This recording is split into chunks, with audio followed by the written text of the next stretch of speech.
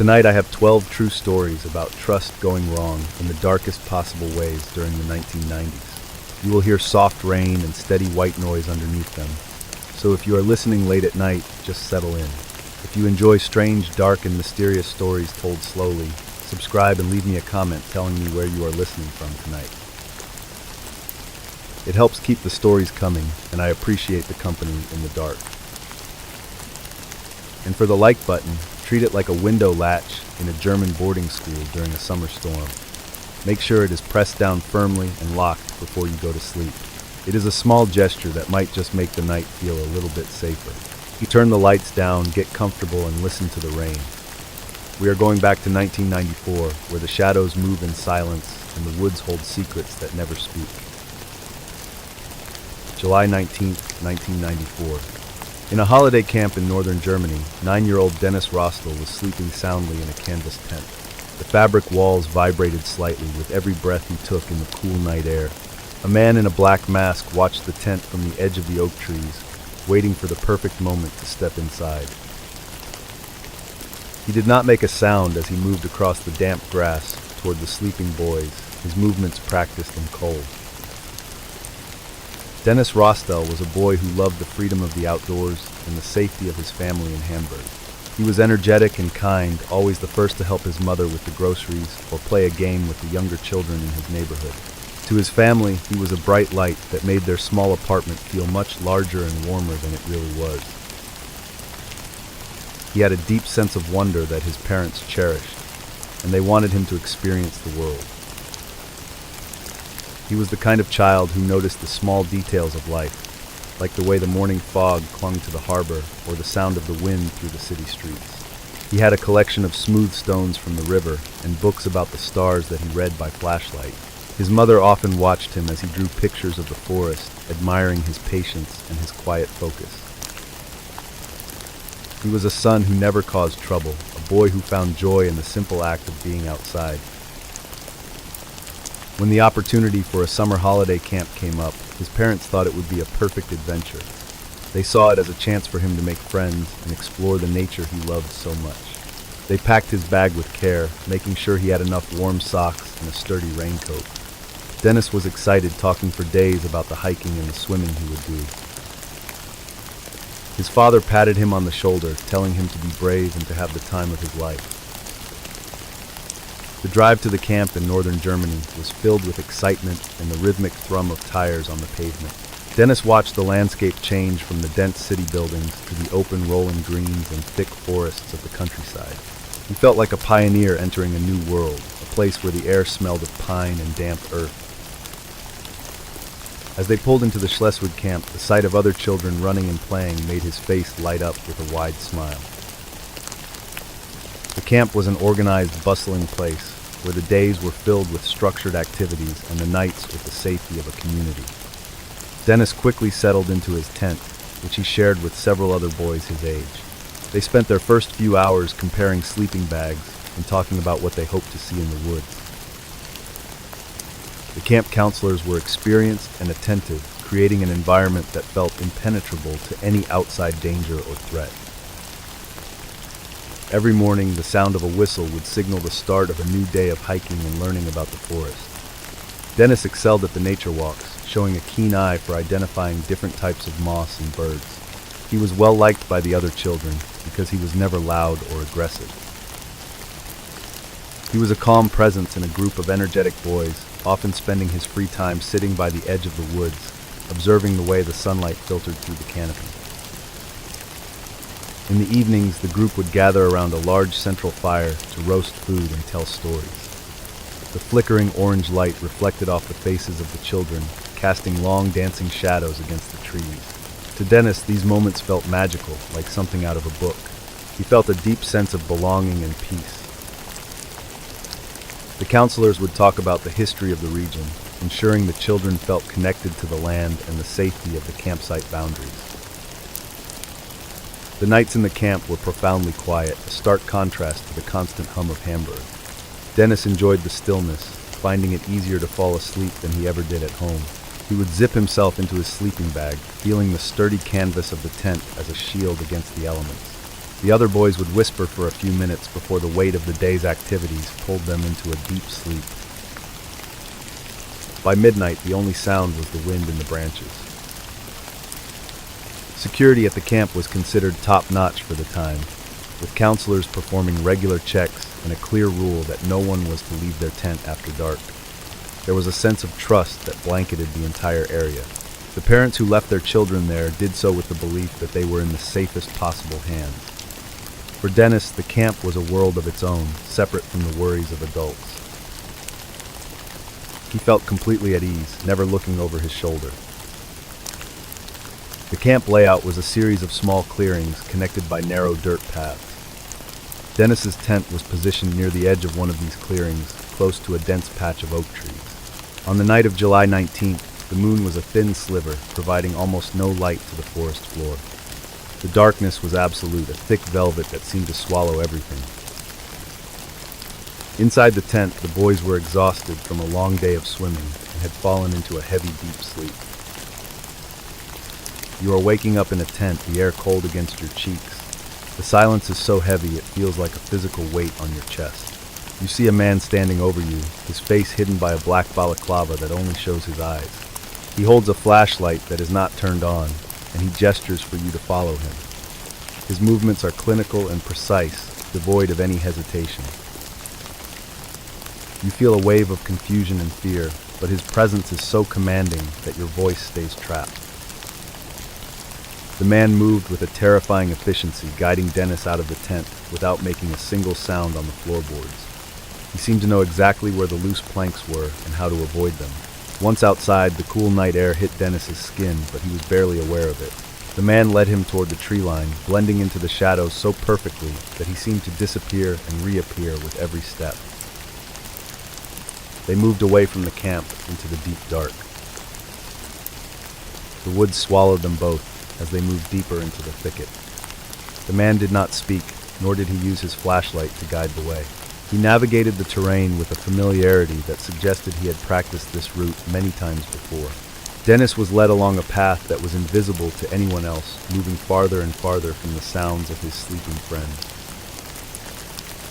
The camp was now a distant memory, a small point of light that had finally vanished behind the trees.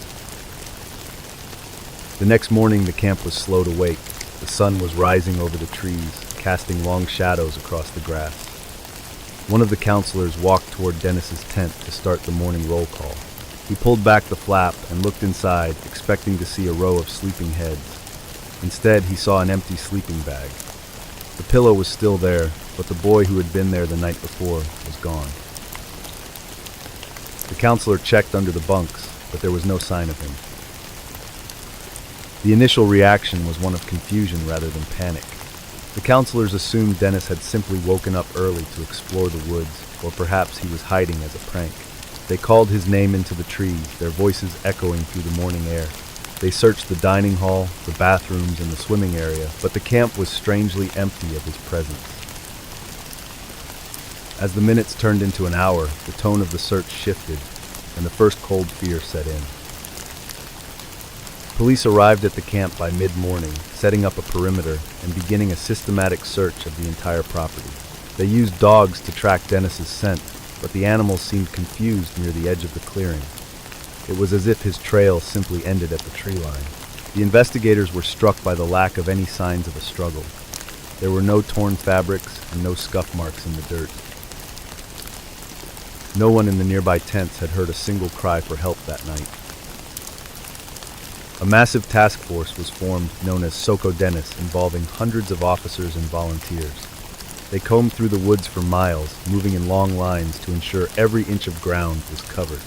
They looked in old wells, abandoned sheds, and deep into the thickets, but the forest gave up nothing. The story of the missing boy from Hamburg gripped the nation, but the investigation was hampered by a complete lack of forensic evidence or witnesses.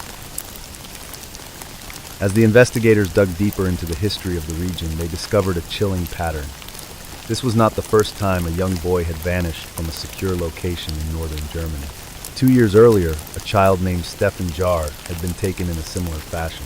The details were hauntingly familiar: a silent entry, no signs of a struggle, and a total absence of evidence left behind. The police realized they were looking for a predator with military discipline. The Phantom became known as the Masked Man. He was a figure of nightmares, a man who could bypass locks and security systems without making a sound. He seemed to haunt the places where children felt the safest, like boarding schools and summer camps. The profile that emerged was one of a highly organized individual who planned his crimes with meticulous detail. He likely spent weeks scouting his targets, learning the routines of the staff and the layout of the buildings. The investigation was one of the largest in German history. Thousands of leads were followed and hundreds of men were interviewed, but the Masked Man remained a ghost.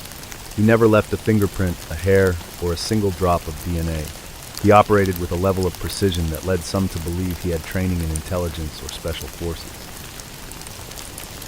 The silence of the woods was his greatest ally, a wall of darkness that protected him while he moved through the night with his mask. Years passed without a significant break in the case. The files for Dennis Rostel and Stefan Jar sat on the desks of investigators, growing thicker but no closer to a resolution. Every lead was followed to a dead end. The families of the victims were left in a state of perpetual grief, stuck in a moment of time that would never move forward. The Masked Man remained a shadow that lived in the dark corners of the countryside, waiting for the right moment to emerge once again. The breakthrough did not come from a grand discovery, but from a persistent review of old DNA profiles and a connection made decades later. In 2011, investigators re-examined a piece of evidence from a different crime scene and found a match in their system. The name that emerged was Martin Ney. He was not a career criminal or a drifter. He was a man who had worked as a youth worker and a counselor. He was someone who had been given the keys to the world. Martin Ney was a man who lived a double life with terrifying success. To his colleagues, he was a dedicated professional who was good with children and understood the importance of structure. He used this facade to gain intimate knowledge of the boarding schools and hostels where he would later commit his crimes. He knew which windows were left unlatched and which paths were not patrolled. He had spent his entire adult life building a mask while hiding a core of darkness. When the police finally moved in to arrest him, they found a man who seemed almost relieved that the game was over. In his home, they discovered the items that confirmed their worst fears. There were maps of various camps, notes on the sleeping habits of children, and the black balaclava he had worn during his nighttime excursions. He had kept these things like trophies, reminders of the power he had held. He had been hiding in plain sight while the world searched for him. Under interrogation, the cold precision of the Masked Man was replaced by a flat, matter-of-fact confession. He described his crimes with a lack of emotion that chilled the investigators to the bone. He explained how he would enter the rooms and how he would choose his victims. He admitted to the murders of Dennis Rostel and Stefan Jar, providing details that only the killer could have known. He spoke about the silence of the woods, as if it were a friend that had finally betrayed him.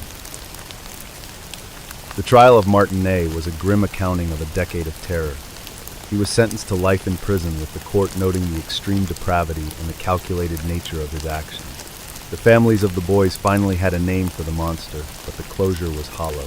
The damage he had done to the sense of safety in the region was permanent. He had turned the places of joy into sites of trauma, proving that even the most secure doors could be opened from the outside.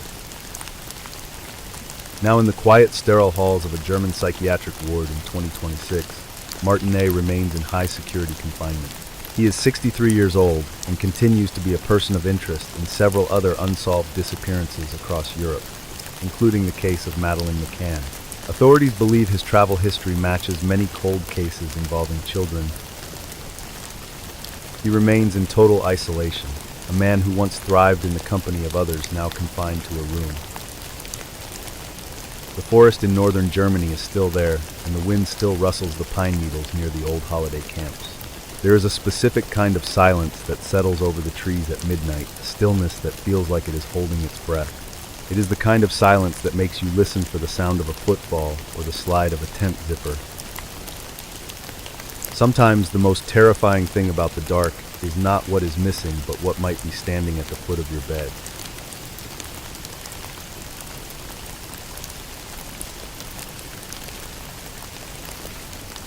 January 28, 1993. The mountain air in Rostel, Norway was crisp and thin, catching in the back of the throat like a fine cold dust. Benedict adjusted the strap of her glove, feeling the familiar bite of the winter wind against her cheeks. She was 22 years old and comfortable in these mountains. This was the landscape of her childhood, a place where the snow was not a threat, but a playground she knew by heart. She looked out over the Telemark region with a steady, confident gaze. Her sister, Victoria, 18, stood a few feet away, testing the glide of her skis on the fresh powder. She looked up at the sky, which was a pale, flat blue, the color of a faded denim jacket. There was a quiet confidence in the way she moved. To Victoria, a short cross-country trip was as natural as walking down a city street. She was an artist who saw the beauty in the stark white silence of the Norwegian hills. She adjusted her goggles and smiled, ready for the crisp air to fill her lungs. The youngest 11-year-old Jeanette was already a few paces ahead, her small poles clicking rhythmically against the ice. She was the heart of the group, a burst of energy that kept her older sisters laughing through the long winter months. Jeanette had grown up watching Benedicta and Victoria, and she wanted to prove she could keep pace with them. To her, the cabin was home, but the mountain was where the real adventure happened. She felt invincible under the wide-open canopy of the Nordic winter sky. Benedicta was a nursing student, a young woman who spent her days learning how to care for others with a gentle but firm hand. She was organized, practical, and deeply protective of her younger siblings. At home, she was the one who made sure the fire was stoked and the cocoa was hot after a long day outside. She had a calm authority that made people trust her instinctively. Her dream was to work in a busy hospital in the city, but her heart always pulled her back to the quiet of the Telemark Hills. Victoria was the dreamer of the three. She carried a thick sketchbook everywhere, even on their outdoor excursions, capturing the jagged lines of the horizon. She was known for her quick wit and her ability to find humor in the smallest things, like the way a bird struggled with a frozen berry. Her friends described her as a bright light, someone who could make a rainy afternoon feel like a celebration. She was planning to study design in the fall, and she often spoke about the unique colors of the sunset. Jeanette was a typical 11-year-old full of curiosity and unspent energy that seemed to vibrate in her small frame. She loved animals and often talked about becoming a veterinarian one day so she could help the mountain deer. In school, she was a diligent student, but she lived for the weekends when the family would drive up to their cabin. She had a collection of smooth stones she had gathered from the mountain streams, each one representing a different memory of their time together in the wild. The sisters shared a bond that was visible to anyone who saw them together in the village or on the trails. They had a secret language of inside jokes and shared glances that excluded the rest of the world. Their parents often remarked on how lucky they were that the girls were so close, never needing outside friends to keep them occupied. On this particular Thursday, they decided on a short 3-mile loop. It was a route they had taken dozens of times before, a familiar path they could follow blind. Benedicta checked her watch as they prepared to set out from the cabin porch. It was early afternoon, and the sun was still high enough to provide plenty of light for their planned 2-hour trip.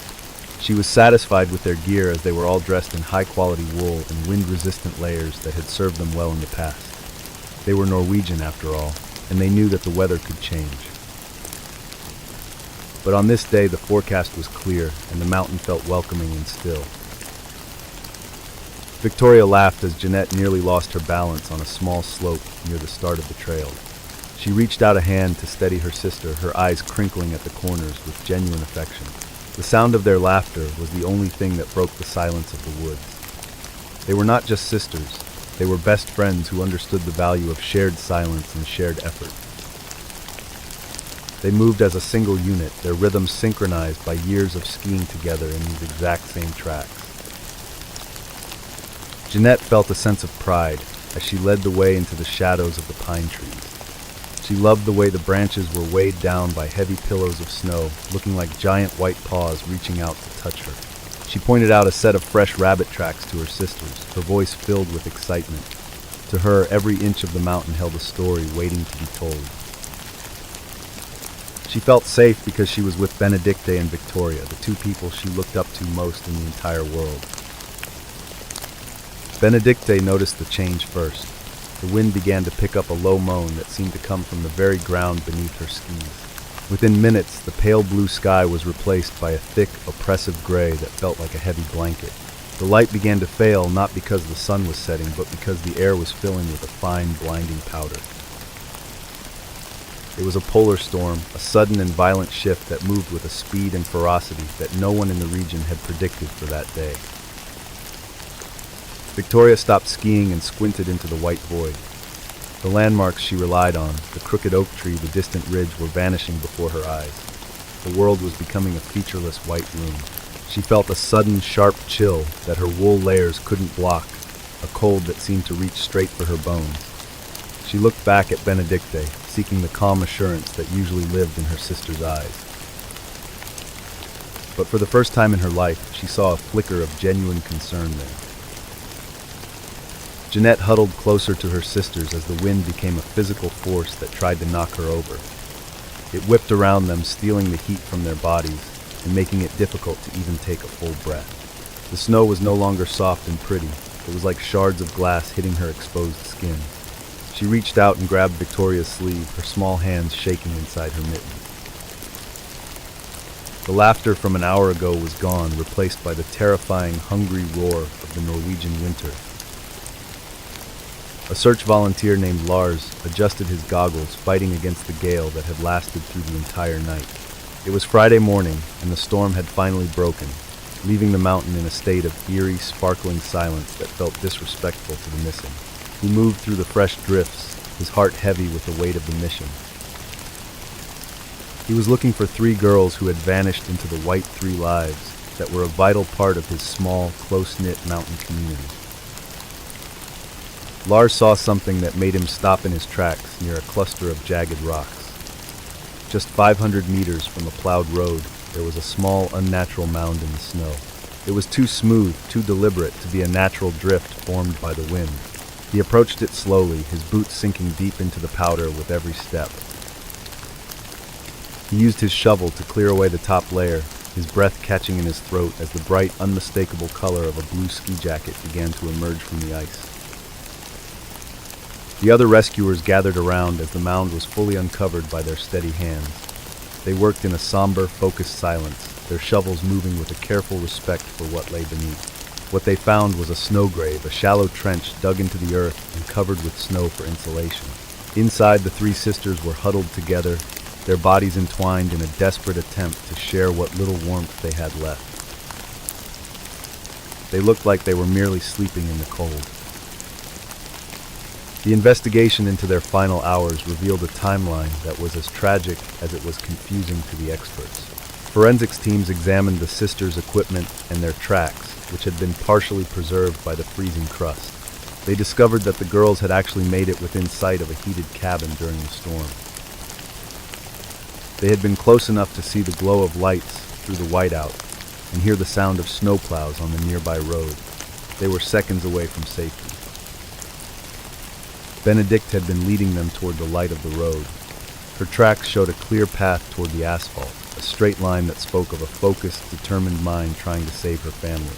But then, for reasons that continue to baffle the investigators, the tracks turned sharply.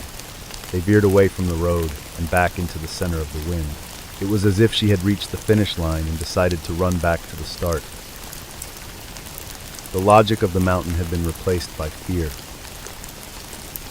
Victoria's movements during the final hour showed the onset of severe late-stage hypothermia. The cold does not just freeze the blood, it freezes the mind, creating a state of profound confusion where the body feels like it is burning up. This is known as paradoxical undressing, a final trick of the brain. Her gloves and hat were found several yards away from the snow grave, discarded in a moment of cognitive break where her brain told her she was too hot despite the sub-zero temperatures. Jeanette had remained the most protected of the 3. Her sisters had placed her in the center of their huddle, using their own bodies as a human shield against the freezing wind that screamed around them. She was found perfectly preserved, her small face tucked into the thick wool of Benedicte's sweater. The investigation showed that she had likely been the last to lose consciousness, held in the arms of the two people who loved her most, until the mountain finally took the light from her eyes. The search for answers led the community to consult with mountain experts and psychologists. They spoke about cognitive freezing, a phenomenon where extreme stress and cold cause the brain to lock onto a single incorrect thought. Benedicta might have believed she was heading toward the cabin when she was actually moving away from it. In a total whiteout, the senses fail completely, and the internal compass becomes a broken instrument that can lead even the most experienced person to their end. I'm standing in the cold now, looking at the spot where the mound was found. The air is still, and the road is just a short walk away, visible and mundane. It is impossible to truly understand how three experienced people could lose their way in their own backyard. But as I stand here, I feel the weight of that night. I feel the wind that doesn't care about experienced love or the plans of three young sisters. It is a reminder that the wild is always just one storm away from reclaiming the land. The most haunting detail of the case was the proximity to the road. Investigators found that a heavy truck had passed by on the plowed route during the height of the storm. The sisters would have heard the low mechanical rumble of the engine and seen the sweep of the headlights through the snow. They were so close that they could have thrown a stone and hit the asphalt. Yet, in their state of profound confusion, they turned back toward the trees, seeking a shelter that the mountain would not provide. Benedict's tracks showed a moment of long hesitation near the road. She had stopped for several minutes, her skis pointed toward the safety of the pavement and the civilization it represented. But then she turned 180 degrees. Perhaps the wind was so strong she thought she couldn't cross the distance, or perhaps the lights of the truck looked like something else in the haze. She chose the small temporary shelter of the woods over the terrifying openness of the road. Victoria had followed her sister without a single question. Even as her mind began to unravel from the cold, her loyalty to Benedicta remained intact. The bond that had made them so strong in life became a fatal link in the storm. If one sister turned, they all turned together. They were a single unit of three, and they would stay a single unit until the mountain finished what the polar storm had started. They moved as one, even when the path they chose led them deeper into the heart of the storm. The rescuers who found them will never forget the sight of the snow grave. It was a testament to the human will to survive even in the face of impossible odds and fading light. The sisters had used their bare hands and their ski poles to dig into the frozen ground, working until their fingers were numb. They had created a small pocket of still air, a tiny sanctuary in the middle of a screaming wilderness. They had fought for every extra minute of their lives together in the dark. When the bodies were finally brought down from the mountain, the entire town of Rowland went into a state of deep mourning. The three sisters were buried together in a single ceremony that drew thousands of people from all over Norway. Their story became a national tragedy, a cautionary tale about the unpredictable nature of the mountains they all loved. People looked at their own children and wondered if they would have the strength to hold on as long as the sisters did that night. The final forensic report concluded that the sisters died of exposure within hours of digging the snow grave. There was no evidence of foul play or external trauma. It was a pure accident, a collision between human vulnerability and a freak weather event that arrived without warning. The snow grave had worked for a short while, providing a few degrees of warmth, but it was not enough to combat a temperature that had dropped well below zero before the first light of dawn. The tragedy led to a significant shift in how mountain safety is taught in Norwegian schools today. The story of the three sisters is now used to explain the dangers of cognitive freezing and the vital importance of staying put when a storm hits. It serves as a permanent reminder that even the most familiar terrain can become a foreign and lethal landscape when the light fails. The girls who knew the mountain best became its most famous victims, teaching a lesson they never intended to give. Standing here in the biting wind of March 2026, where the mountain still keeps its watch, a small stone memorial stands near the road where the sisters almost reached safety. It is a simple marker, weathered by 33 years of Norwegian winters and the passing of time. The case remains the definitive example of accidental mountain death in the National Archives. Every year, on the anniversary of the storm, members of the community leave candles in the snow, their small flames flickering in the cold air as a tribute to 3 lives lost too soon. In the mountains, the sisters died trying to reach a home that was right in front of them. It was a tragedy of perception and the limits of the human body. But in France, a man spent 18 years building a home that didn't exist at all. For Jean-Claude Roman, the danger wasn't a mountain storm, but the suffocating weight of a life built on a foundation of absolute calculated silence. He lived in a different kind of whiteout, one made of lies that were about to melt away.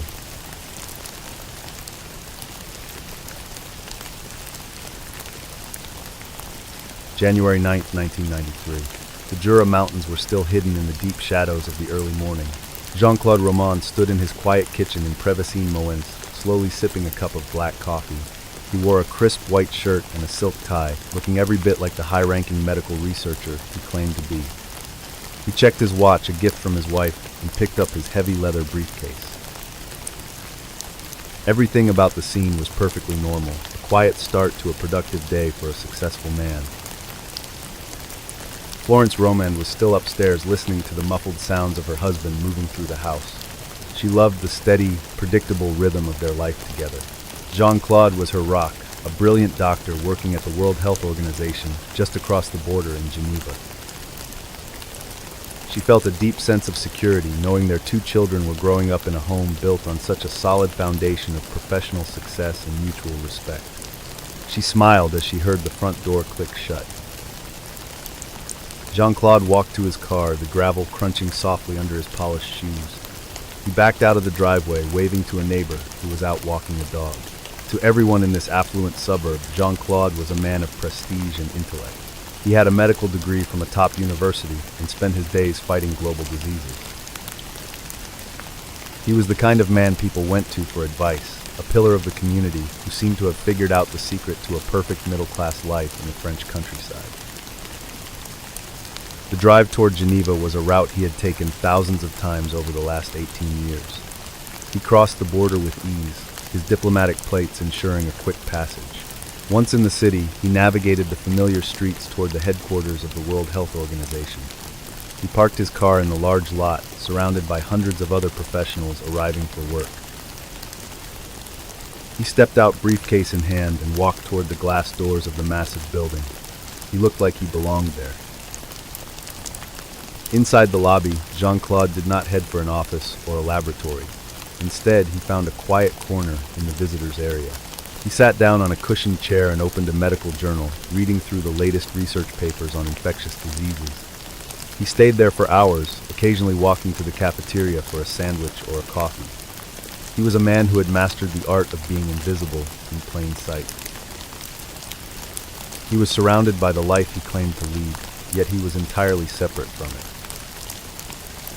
This elaborate deception had started nearly 2 decades ago when Jean-Claude failed his second-year medical exams. Instead of telling his parents the truth, he told them he had passed. That single lie had grown into a monstrous living thing that now required his constant attention. Every day he walked out of his home to go to a job that did not exist. He had never graduated from medical school. He had never been a doctor. He was an unemployed man who spent his days sitting in lobbies and waiting for time to pass. The family's lifestyle was funded by a series of desperate financial maneuvers. Jean-Claude had convinced his parents and his wife's relatives to invest their life savings with him, claiming he had access to exclusive high-yield Swiss bank accounts. He told them that because of his status at the World Health Organization, he could manage their money with incredible returns.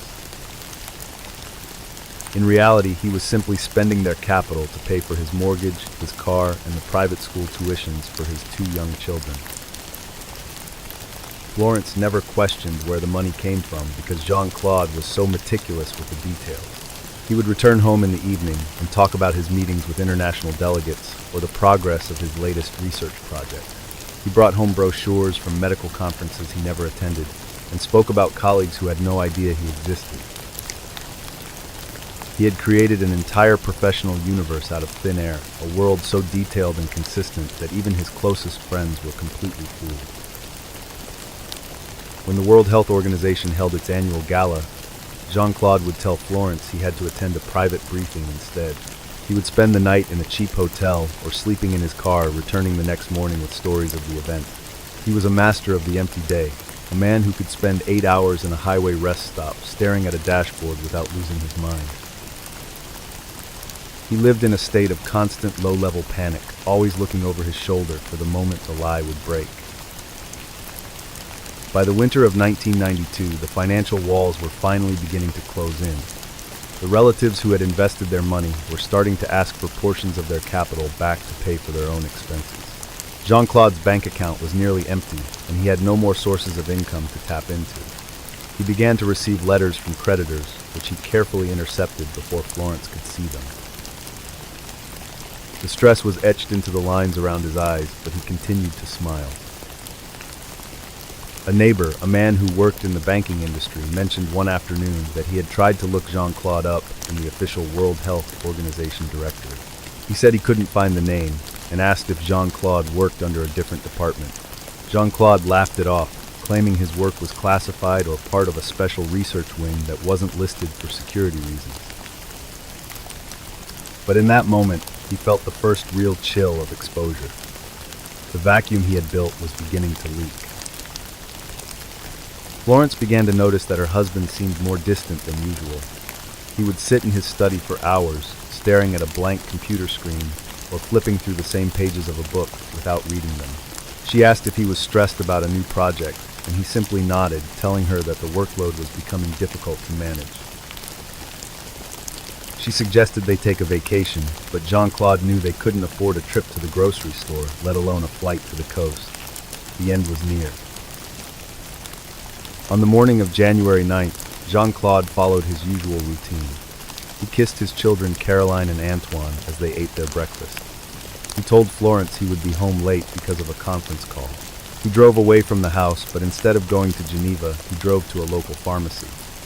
He purchased a large quantity of sedative medication and a small can of gasoline. He sat in his car for hours, watching the winter sun move across the sky, realizing that the 18-year lie was finally over. The fire at the Romand house was reported late that night by a neighbor who saw flames licking at the upstairs windows. When the firefighters arrived, the heat was so intense they could barely approach the front door. They eventually broke through and found the house filled with thick black smoke. In the master bedroom, they discovered the body of Florence Romand. In the smaller rooms down the hall, they found the 2 children. Jean-Claude was lying on the floor of his study, barely breathing, clutching a bottle of pills. An investigator named Captain Pascal examined the scene as the smoke began to clear the next morning. He was struck by the lack of any struggle in the house. It appeared as though the family had been killed in their sleep before the fire was ever set. As he looked around the charred remains of the successful doctor's life, he noticed something strange.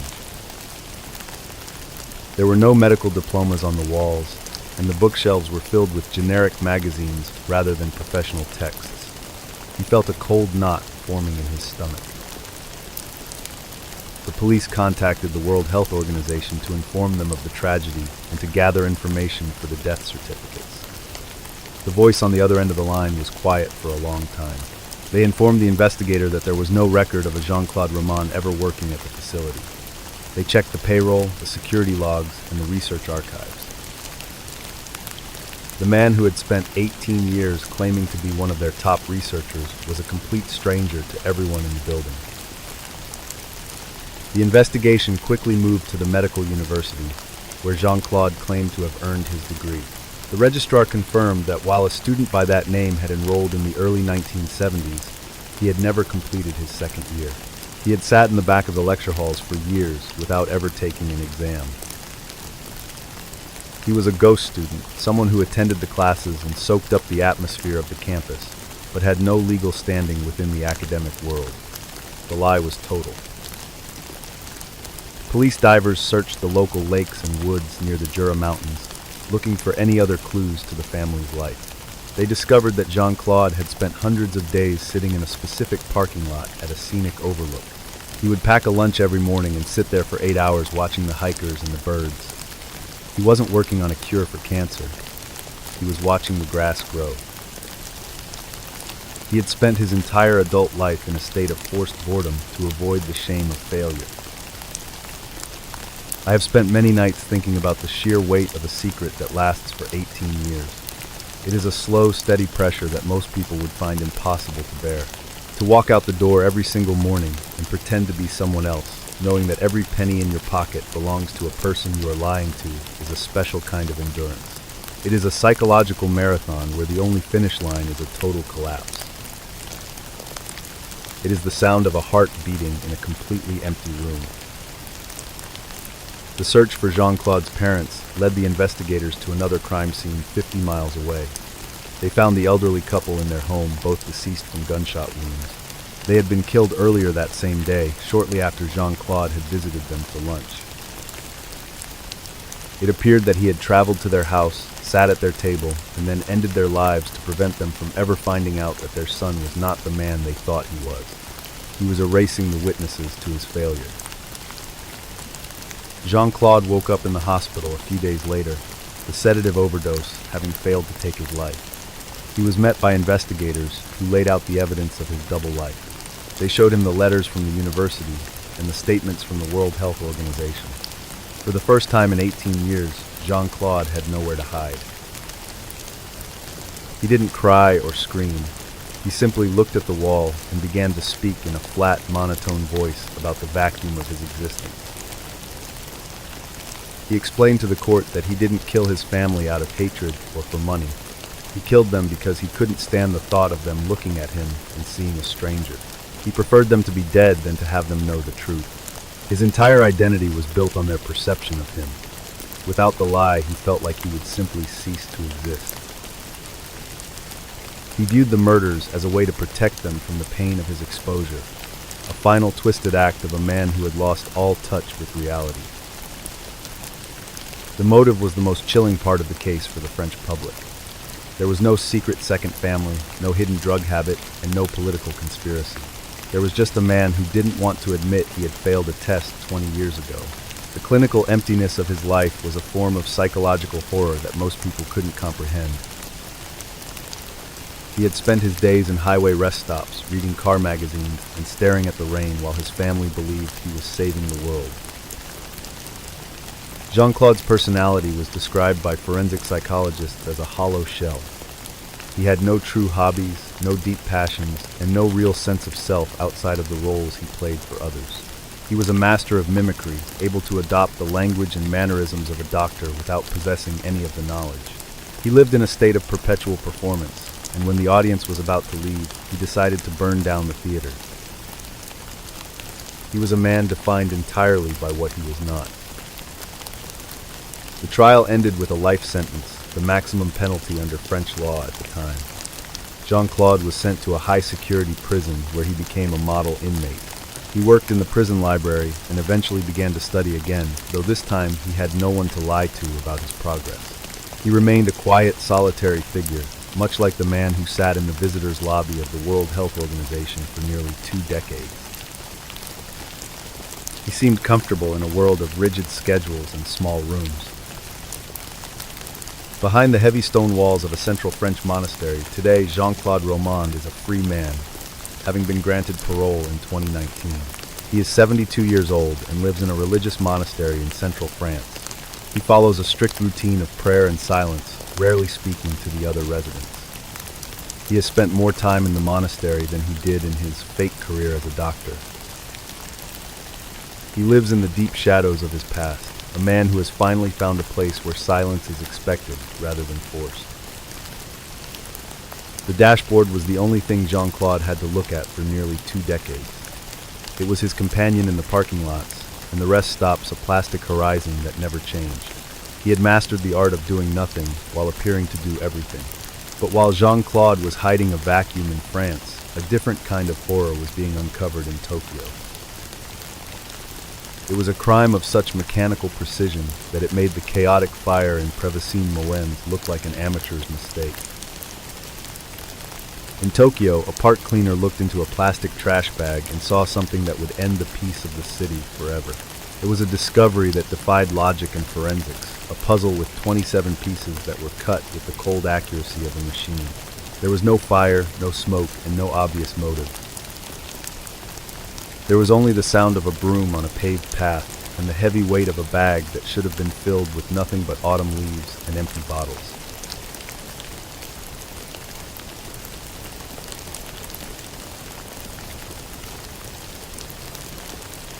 April 22nd, 1994. The evening air in Mitaka was cool, carrying the scent of damp earth and early blossoms. Seiichi Kawamura walked along the edge of Inokashira Park, his footsteps steady on the familiar pavement. He was an architect, a man who appreciated the way buildings and nature balanced each other. The park was his shortcut home, a quiet green space in the middle of the Tokyo sprawl. He checked his watch, thinking about the dinner waiting for him in his small, tidy apartment. Seiichi was 35 years old, a man whose life was defined by the clean lines and structural integrity of his work. He spent his days hunched over drafting tables, meticulously calculating the weight of steel and the strength of concrete. His colleagues at the firm admired his patience and his eye for detail. He was the kind of architect who didn't just build structures, he built spaces where people could feel safe and grounded. He lived a life of quiet, professional excellence and predictable routines. Outside of his work, Seiichi was known as a gentle soul who enjoyed the simple pleasures of the Tokyo suburbs. He often spent his weekends sketching the trees in Inokashira Park or visiting local galleries to study modern design. He was a dutiful son who called his parents every Sunday evening, sharing stories about his latest projects. He had a small group of close friends who valued his loyalty and his calm, thoughtful presence. He was a man with deep roots and a clear, bright future ahead of him. He had recently been promoted to a senior position at his firm, a milestone he had worked toward for over a decade. He was planning to take a short trip to the coast to celebrate a rare break from his demanding schedule. He had even bought a new pair of walking shoes for the occasion, which he was wearing on that Friday evening. Everything in his life was moving in the right direction, a steady climb toward the goals he had set for himself as a young student. He felt a deep sense of peace. In his apartment, his shelves were lined with books on urban planning and traditional Japanese architecture. He kept his living space in a state of perfect order, reflecting the discipline of his mind. He liked the way the moonlight hit the clean surfaces of his furniture in the evenings. He was a man who found comfort in the predictable and the precise. He had no enemies, no secret debts, and no reason to believe that the world outside his door was anything other than the safe, organized place he designed. Seiichi's sister often joked that he was too organized for his own good, but she admired the way he took care of the people in his life. He was the one who remembered every birthday and always knew the right thing to say when someone was going through a difficult time. He was a man of his word, someone who could be relied upon in any situation. His presence provided a sense of stability for his entire family, a pillar they could lean on whenever the complexities of life became too much to manage. On that final walk home, Seiichi had stopped to buy a small gift for a friend's upcoming wedding. He carried the neatly wrapped box in his hand, feeling the weight of the ceramic bowl inside. He was looking forward to the celebration, thinking about the joy of seeing his friends start a new chapter together. The park was quiet, the cherry blossom petals forming a soft pink carpet on the grass. He moved through the trees with the ease of someone who had walked this path 1,000 times before. He was a man who appreciated the silence of the city at night, the way the roar of traffic faded into a low, distant hum. He liked the feeling of the cool breeze on his face and the rhythmic sound of his own breathing. He was entirely at home in the Mitaka neighborhood, a place where neighbors greeted each other with a polite nod and children played safely in the streets. As he turned onto the main path of the park, he was just minutes away from his front door in the comfort of his home. The unusual event began when Seiichi failed to arrive at his apartment. It was a small, quiet absence that went unnoticed by the world for the first few hours. His dinner grew cold on the counter, and the lights remained off in his windows. There was no struggle, no shout for help heard by the late-night joggers, and no witness to any strange vehicles in the area. A man who lived by the clock had simply vanished between 2 points on a map, leaving behind nothing but the silent trees. His family began to worry when he didn't answer his phone the next morning. It was unlike him to be out of touch, especially on a Saturday when he usually visited his parents. They called his friends and his office, but no one had seen him since he left work on Friday evening. The sense of unease grew into a sharp, cold panic as the hours ticked by without a word. They reported him missing to the local police, who initially suggested he might have just taken a spontaneous trip to the mountain. The discovery happened on the morning of April 23, 1994. A park cleaner was making his rounds through Inokashira Park, his plastic broom sweeping away the debris of the night. He reached a trash bin near the athletic field and noticed a black plastic bag that seemed unusually heavy. He opened the bag expecting to find food waste or heavy glass bottles. Instead, he found a human ankle. It was pale and cold, resting atop a pile of ordinary municipal garbage in the sun. The cleaner froze the sound of the wind in the cherry trees, suddenly feeling like a roar in his ears. He looked around the peaceful park, seeing the morning joggers and the parents pushing strollers, none of them aware of the horror inside the bin. He called out to a passerby, his voice shaking as he pointed toward the open bag. Within minutes, the area was cordoned off with yellow tape, and the quiet park was transformed into a massive crime scene. The search for the rest of the body began. The investigation was one of the largest in the history of the Tokyo Metropolitan Police Department. Over the next few days, detectives searched every trash bin and storage area within the park's boundaries. They recovered a total of 27 distinct pieces of a human body, all wrapped in identical black plastic bags. The discovery sent a wave of terror through the Mitaka neighborhood, a place that had long prided itself on its safety and its disconnect from the violent crimes of the inner city. When the pieces were taken to the forensic laboratory, the medical examiners were met with a sight that defied their years of experience. The body had been dismembered with a level of clinical, mechanical precision that was almost impossible to achieve by hand. Each piece had been cut to a uniform length of exactly 20 centimeters. The bones had been sliced through cleanly without any signs of splintering or hesitation marks. It was as if the body had been processed by an industrial machine. The autopsy revealed an even more terrifying detail that chilled the investigators to the bone. Every single piece of the body had been completely drained of blood. There was not a drop of fluid left in the tissues, and the pieces had been meticulously washed until they were perfectly clean. Furthermore, the killer had used a surgical tool to slice off the fingerprints from both hands and had removed all identifiable marks from the skin. The level of effort to erase the identity of the victim was absolute. The bags were tied with a double knot. This small, consistent detail suggested a killer who was calm and methodical, someone who was not in a rush to dispose of the remains. The police realized they were not dealing with a crime of passion or a spontaneous act of violence. This was a calculated, sterile operation that required a specialized facility and a profound knowledge of human anatomy. They began to look for anyone with medical training or access to industrial cutting equipment in the area. Despite the killer's efforts, the forensic team managed to identify the remains through a tiny fragment of a DNA sample that had survived the cleaning process. The victim was Seiichi Kawamura. The news shattered his family, who could not comprehend why their gentle, quiet architect had been targeted for such a gruesome and systematic end. The police searched his life for any connection to organized crime or cults, but they found only the blueprints of buildings and the sketches of the park trees. The investigation involved over 37,000 officers who interviewed thousands of residents and checked the backgrounds of every employee in the park. They looked into the sales of black plastic bags and the records of industrial saws across the prefecture. They searched for a crime scene, a place where a body could be drained of so much blood without leaving a single trace. They checked every basement, every warehouse, and every private clinic, but they found nothing. The trail was dead. The lack of a crime scene was the most frustrating part of the case for the detectives. To drain a human body of all its blood and cut it into 20-centimeter pieces requires a significant amount of space and a specialized drainage system. Yet no neighbor reported hearing any unusual noises, and no facility showed signs of such a massive cleanup.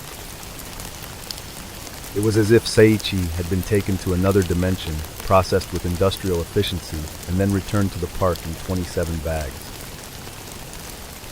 The twist came when the police realized the significance of the 20-centimeter cuts. They discovered that this was the exact size of the openings in the standard municipal trash bins used in Inokashira Park. The killer had not chosen the length at random. They had tailored the remains to fit perfectly into the disposal system of the park. This suggested a killer who was intimately familiar with the park's maintenance schedule and the physical layout of the bins. The predator was a local ghost.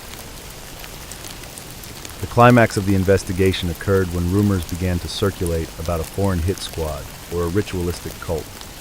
The public's imagination was fueled by the absolute lack of forensic mistakes. Not a single hair fiber or drop of the killer's DNA was ever found on the bags or the remains. The killer had operated in a state of total sterile silence. The police felt the pressure of a city that was losing its sense of security, realizing that a phantom was walking among them, capable of perfect murder. The explanation of what really happened remains a mystery to this day, as no suspects were ever formally charged. Some believe that Seiichi was a victim of mistaken identity, caught in the crosshairs of a professional organization that disposed of him with industrial speed. Others suggest he may have stumbled upon something he wasn't supposed to see during his evening walk. But without a motive and without a crime scene, these theories remain nothing more than whispers in the humid Tokyo nights. The killer likely had access to a refrigerated facility and an industrial bandsaw tools that allowed for the uniform cuts and the lack of blood spatter. They were someone who viewed the human body not as a person, but as a set of dimensions to be managed. This cold, detached mindset is what made the case so haunting for the Japanese public. It was a crime of pure logistics, a nightmare of efficiency that turned a peaceful park into a graveyard of 27 perfectly sized plastic bags.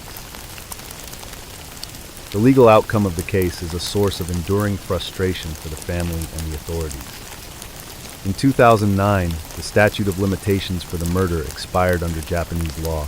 This means that even if the killer were to walk into a police station and confess today, they could no longer be prosecuted for the crime. The case is officially closed by law, but it remains a permanent scar on the history of Mitaka. The files sit in a basement, a record of a perfect unsolved horror.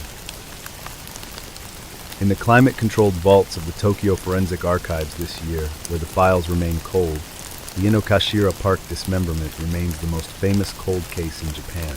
New DNA reviews were conducted in 2025 using advanced technology, but they yielded no matches in the national database. The park itself remains a popular destination, but for those who remember 1994, the cherry blossoms always carry a faint aftertaste of that April morning. The trash bins have been replaced with new models, but the memory of the bags remains. There is a coldness in precision that is hard to stomach. It is the feeling of a world that has been stripped of its humanity and replaced by a series of measurements and industrial knots. It is the sound of a mechanical blade cutting through the silence of a sterile room. While the Inokashira case represents a nightmare of cold clinical efficiency in Japan, a different kind of horror was being built into the very foundations of a society in South America. In Cali, Colombia, the coldness was a business. In Cali, they did not hide the bodies in trash bins. They turned the bodies into the business itself, utilizing the very institutions that were supposed to provide education and healing. It was a system where the living were viewed as nothing more than raw material for a market that operated in the dark. The smell of a basement that has never seen sunlight is something that stays with you forever. A metallic scent that tells a story of a different kind of precision. The hunt was about to begin.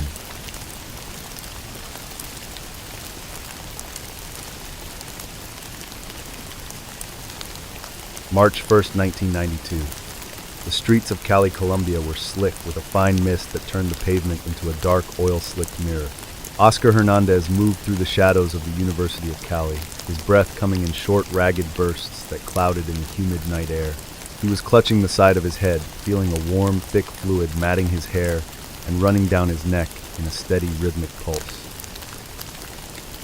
He did not look back at the heavy iron gates of the campus as he stumbled toward the nearest police station. The city was loud with the sounds of the night, but to Oscar, the world had become a muffled, terrifying blur. He was a man who had spent years navigating the dangers of the street, but what he had just witnessed behind the sterile walls of the institution was a kind of horror that the open air could not contain or explain. Oscar was a man who lived on the very edges of a society that had long ago stopped looking at him. He was one of the many residents of the city, known as the indigentes, people who occupied the cracks and corners of the urban sprawl. He spent his days collecting cardboard and his nights finding a dry piece of pavement to call his own. He was a survivor, a man with a sharp mind and a weary heart who remembered a life before the streets took everything.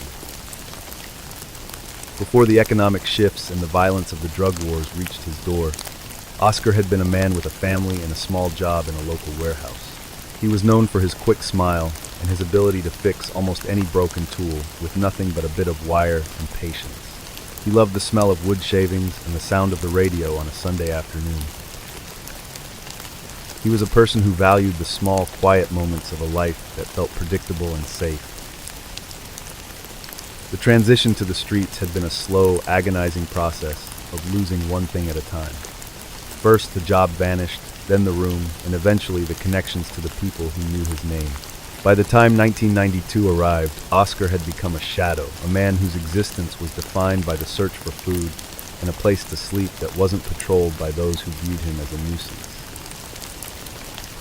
He lived by a code of silence and a keen sense of observation. To the other homeless men and women in Cali, Oscar was a reliable presence. He knew where the best water taps were and which restaurant owners would leave a small bag of scraps near the back door. He was a protector of sorts, often sharing his meager findings with those who were too old or too sick to forage for themselves. He had a deep, quiet dignity that the dirt of the city could not wash away. He viewed himself as a citizen of a hidden world. The university district was usually a place to avoid, as the private security guards were known for their aggression toward the displaced. But during that winter, the guards at the Libre University of Cali began to behave in a way that was unusual. They stopped shouting and started offering. They spoke of a program inside the walls that provided warm meals and a safe bed for a night. It was a promise of a temporary escape from the biting humidity and the hard concrete. Oscar had seen several of his companions enter the university gates over the previous weeks. They would walk in with the guards, their faces lit with a flicker of hope that Oscar had not seen in years. But he noticed something that the others did not. He noticed that while the men walked in, he never saw them walk out.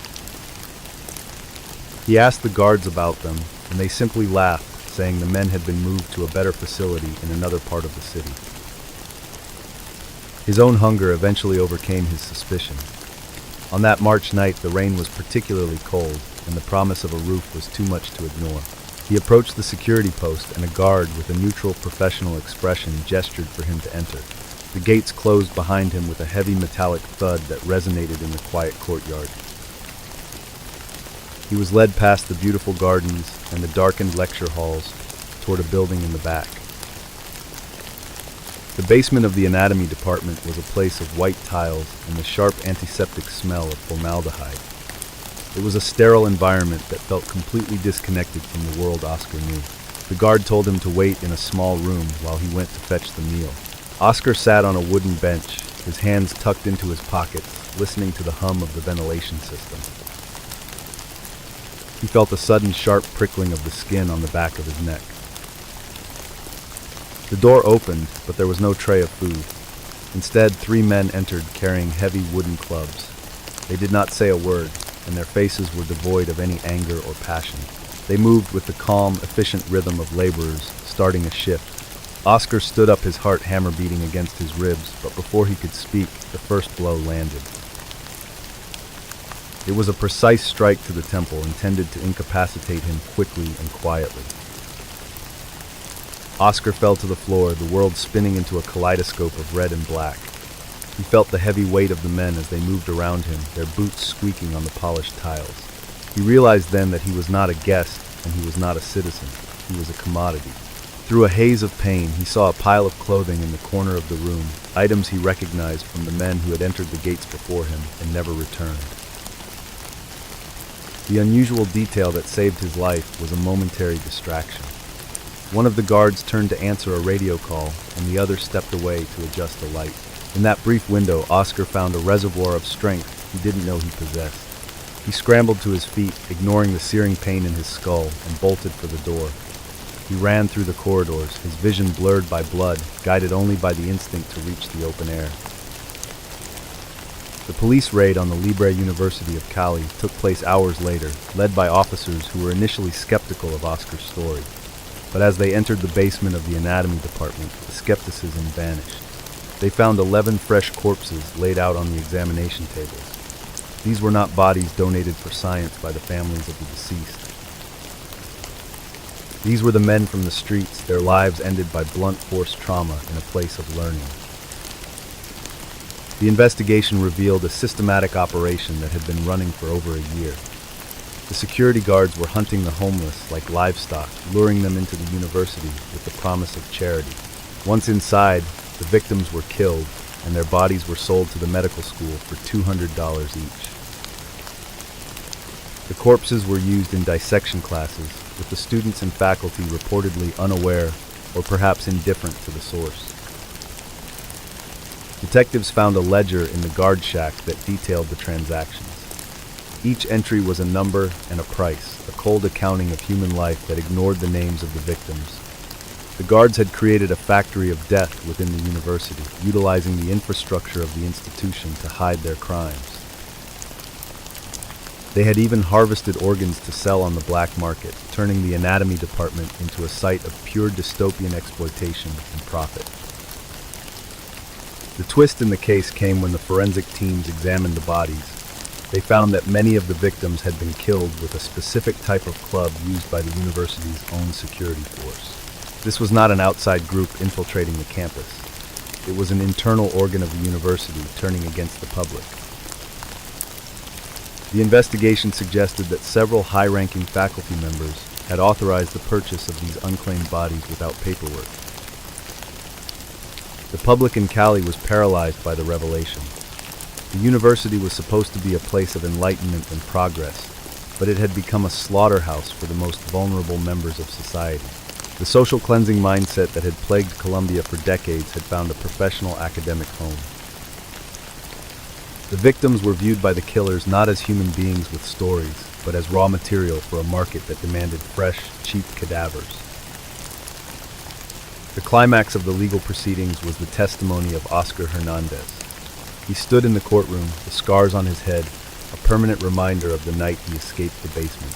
He spoke for the 11 men whose bodies were found, and for the dozens more who were suspected to have been processed through the university over the previous years.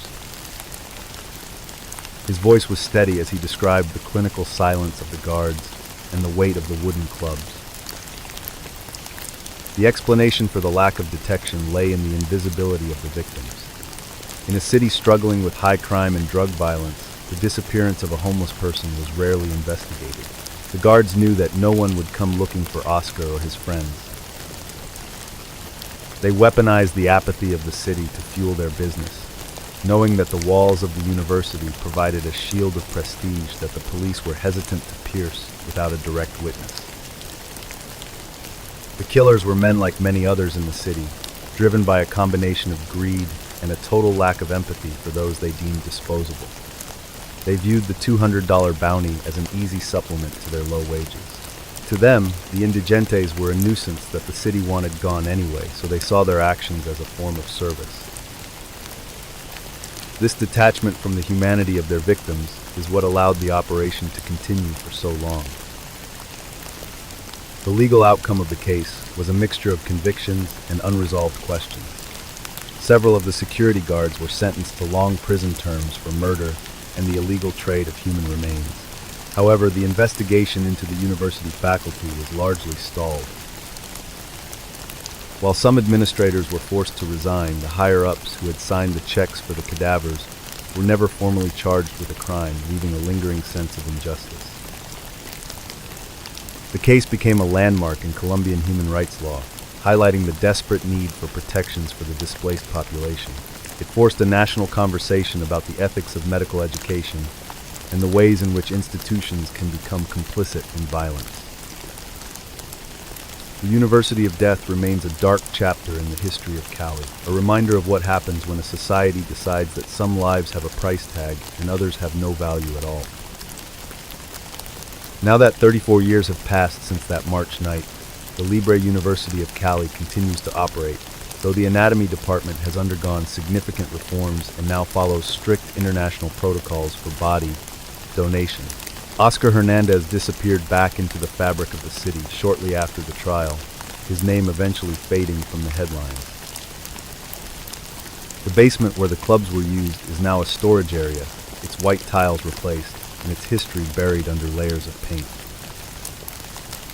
There is a metallic scent that lingers in a room that has never seen sunlight, a smell of chemicals and ancient dust. It is the scent of a system that has lost its way, where the law is used to justify the hunt.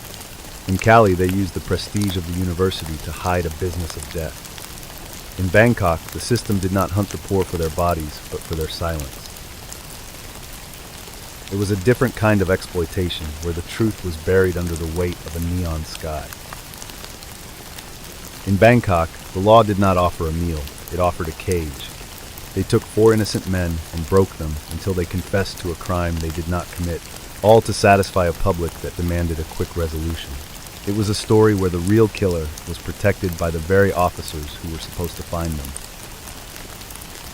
The neon lights of the city reflected in the stagnant water of a roadside ditch hiding a girl who had once dreamed of a life far away from the swamp.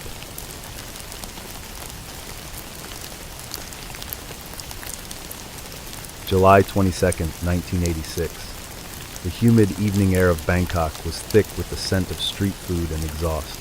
Sherry Ann Duncan walked toward the bus stop, her school uniform crisp and white against the darkening sky. She was 16 years old, a Thai-American girl with bright eyes and a quick smile that made her popular at her international school. She checked her watch, thinking about the homework waiting for her in her quiet suburban home. Sherry Ann was a bridge between two worlds, the daughter of an American businessman and a Thai mother. She moved through the city with a sense of belonging, comfortable in both the English-speaking halls of her school and the bustling markets of Samut Prakan. She was a gifted student who dreamed of studying in the United States, perhaps to become a lawyer or a diplomat. Her life was a series of bright possibilities and planned successes. In her bedroom, she kept a collection of Western music tapes and fashion magazines, markers of a teenager who looked toward a global future. She was known for her kindness, often helping her younger classmates with their English lessons. Her parents viewed her as their greatest achievement, a girl who possessed both the drive of her father and the grace of her mother. She was a central pillar in a family that felt perfectly insulated from the chaos of the city. That afternoon, she had stayed late for a school activity, the kind of ordinary delay that usually goes unnoticed. She felt safe in her neighborhood, a place where the neighbors knew her name and the local shopkeepers watched out for the children. She carried a heavy backpack filled with textbooks and a notebook where she wrote her private thoughts. As she reached the bus stop, she was just a short ride away from the safety of her front door and her family. She was a young woman who appreciated the vibrant energy of Bangkok at night, the way the neon lights reflected in the wet pavement after a sudden rain. She liked the feeling of independence that came with navigating the city on her own. She was entirely at home in the bustling district, a place where the roar of traffic was a constant, comforting hum. As she waited for the bus, she was looking forward to a quiet evening of study and a home-cooked meal. Her father often spoke of her as the best of both worlds, a child who understood the nuances of two cultures. She was the one who translated for her parents during family outings, her voice a soft, melodic bridge between languages. She had a deep, quiet strength that her teachers remarked upon in every report. She was a person who lived with intention, her days scheduled with the precision of someone who knew exactly where she was going in life. The bus arrived, and she stepped on finding a seat near the window. She watched the city blur past the familiar landmarks of Samut Prakan appearing through the glass. She was nearly home, the distance between the bus stop and her house, a mere 10-minute walk through a well-lit residential area.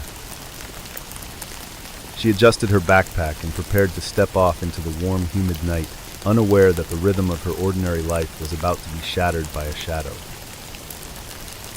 To her friends, Sherry Ann was the one who always had a plan, the one who stayed calm when others panicked. She was a girl who valued honesty and hard work traits she had learned from both of her parents. She was a loyal friend who kept secrets and shared her dreams with a select few. On this particular Tuesday, she was simply a teenager headed home, her mind filled with the small important details of a life that was just beginning to unfold. The unusual event began when Sherry Ann failed to walk through the front door at her usual time. It was a small, quiet absence that initially felt like a simple delay. Her mother kept the dinner warm, checking the window every few minutes for the sight of the white school uniform. But as the minutes turned into an hour, the silence of the house began to feel heavy and wrong. The phone did not ring, and the street outside remained empty of her familiar face. The discovery happened the next morning, July 23rd, in a desolate stretch of land near the Samut Prakan swamp. A local laborer was walking toward his job site when he noticed something white and still in a roadside ditch. He approached cautiously, his boots sinking into the soft black mud. He found the body of a young girl in a school uniform, her life ended by the cruel grip of a ligature. The neon lights of the city felt a world away from this dark, stagnant place. The news of the murder sent a shockwave through Bangkok, a city that rarely saw such violence directed at a young, well-connected girl. The police were under immense pressure from the public and the American embassy to find the killers immediately. They swarmed the crime scene, but the heavy rains of the previous night had washed away much of the forensic evidence. They found themselves standing in the mud, facing a case that offered no clear clues and no obvious suspects. Within days, the police announced they had made a significant breakthrough. They arrested 4 men laborers who worked in the local area, claiming they had confessed to the crime. The men were poor without legal representation and had no connection to the victim. To the public, it seemed like a swift and successful piece of police work. The 4 men were paraded before the cameras, their faces bruised and their eyes filled with a terror that few chose to question. The investigation was built on a foundation of professional fabrication and physical coercion. Inside the police station, the 4 men were subjected to days of intense interrogation and torture. They were beaten and threatened until they signed confessions that the officers had written for them. The system did not want the truth. It wanted a resolution that would calm the public and protect the reputations of the high-ranking officials in charge of the case. The laborers were the scapegoats. Throughout the late 80s and early 90s, the 4 men languished in a Thai prison, their lives slowly disintegrating behind concrete walls. They maintained their innocence, but their voices were drowned out by the official narrative. One of the men died in custody, his body broken by the harsh conditions and the weight of a false conviction. Another's family abandoned him, unable to bear the shame of a crime he did not commit. They were the forgotten victims of a system. A dedicated lawyer began to look into the inconsistencies of the case years after the initial trial. He discovered that the evidence had been blatantly planted and that the witnesses had been paid by the police to provide false testimony. The eyewitnesses who claimed to see the men near the ditch were actually miles away at the time of the murder. The entire prosecution was a house of cards built on the suffering of 4 innocent men who had the misfortune of being in the wrong place. The twist came in 1993 when the Supreme Court of Thailand reviewed the case and found the evidence to be fundamentally flawed. They noted the signs of torture and the lack of any physical link between the suspects and Sherry Ann Duncan. The court ordered the immediate release of the surviving men, a decision that shocked the nation and exposed the deep rot within the police department. But the freedom they gained was hollow as their health was already ruined. The climax of the scandal occurred when the real motive for the murder was finally uncovered by an independent investigative team. They discovered that Sherry Ann had not been a victim of a random attack. She had been targeted by a jealous socialite named Suwimol, who believed that the teenager was involved in an affair with her boyfriend. Suwimol had used her wealth and influence to hire a team of professional hitmen, then worked with corrupt officers to hide the truth. The real killers were 2 professional hitmen who had vanished into the shadows of the Bangkok underworld immediately after the crime. They had been paid a significant sum to kidnap Sherry Ann and dispose of her in the swamp. The police officers involved in the original investigation had been rewarded with promotions and cash for their success in closing the case so quickly. It was a conspiracy of silence that stretched from the wealthy suburbs to the highest levels of the law. The real killers were finally captured years later after one of the hitmen was arrested for an unrelated crime and began to talk to reduce his own sentence. He described the kidnapping and the way they had waited for Sherry Ann near her bus stop. He spoke about the cold efficiency of the act and the lack of any remorse. His confession matched the physical evidence of the crime scene that the police had ignored, finally providing the closure that the Duncan family had sought. Suimol was a woman driven by a pathological need for control and an extreme sense of entitlement. She viewed Sherry Ann as an obstacle that needed to be removed, rather than a human being. Her ability to manipulate the police department showed the dark intersection of money and power in Thailand during the 80s. She was a predator who used the law as a shield, believing her status made her untouchable. She was the architect of a tragedy that claimed 5 lives in total. The legal outcome was a landmark for the Thai justice system. The surviving innocent men were eventually compensated by the state, although the amount was a small fraction of what they had lost. The corrupt police officers were dismissed from their posts, and several were prosecuted for their roles in the fabrication of evidence. Suimol and the hitmen were sentenced to long prison terms, finally bringing an end to the Sherry Ann case that had haunted the national consciousness. The case became a catalyst for massive reforms in Thai criminal procedure, leading to the 2004 Witness Protection Act and stricter rules for interrogations. It serves as the primary example used in Thai law schools to teach students about the dangers of police corruption and the importance of forensic integrity. The names of the 4 innocent men are now remembered not as criminals, but as the sparks that ignited a push for a more transparent and fair system of justice. Under the modern electric glow of the Bangkok skyline in 2026, the Sherry Ann Duncan murder remains one of the most studied cases in Asian legal history. The swamp where her body was found has long since been developed into a bustling commercial area, its dark history hidden beneath layers of concrete and glass. The surviving innocent men are now elderly, living quiet lives away from the public eye. The Duncan family eventually moved back to the United States, leaving behind a city that was forced to change. I have spent time thinking about the weight of a neon sky. It is a light that illuminates everything but reveals nothing. It hides the stagnant water of a ditch and the fear in a young girl's eyes. In Bangkok, the system did not just fail, it actively worked against the truth to preserve a facade of order. It is a reminder that the most dangerous place in a city is not the dark alley, but the bright courtroom where the truth is traded for a promotion or a stack of cash. It took a decade for the truth to surface in Bangkok, a long time for the shadows to retreat. In Argentina, the truth was not just hidden, it was physically erased from the record. Miguel walked into a police station and became a ghost, his name scratched out of a logbook with a jagged blade. It was a different kind of silence, one that didn't rely on neon lights, but on the scratch of a pen in a cold pact of men who believed they were above the law.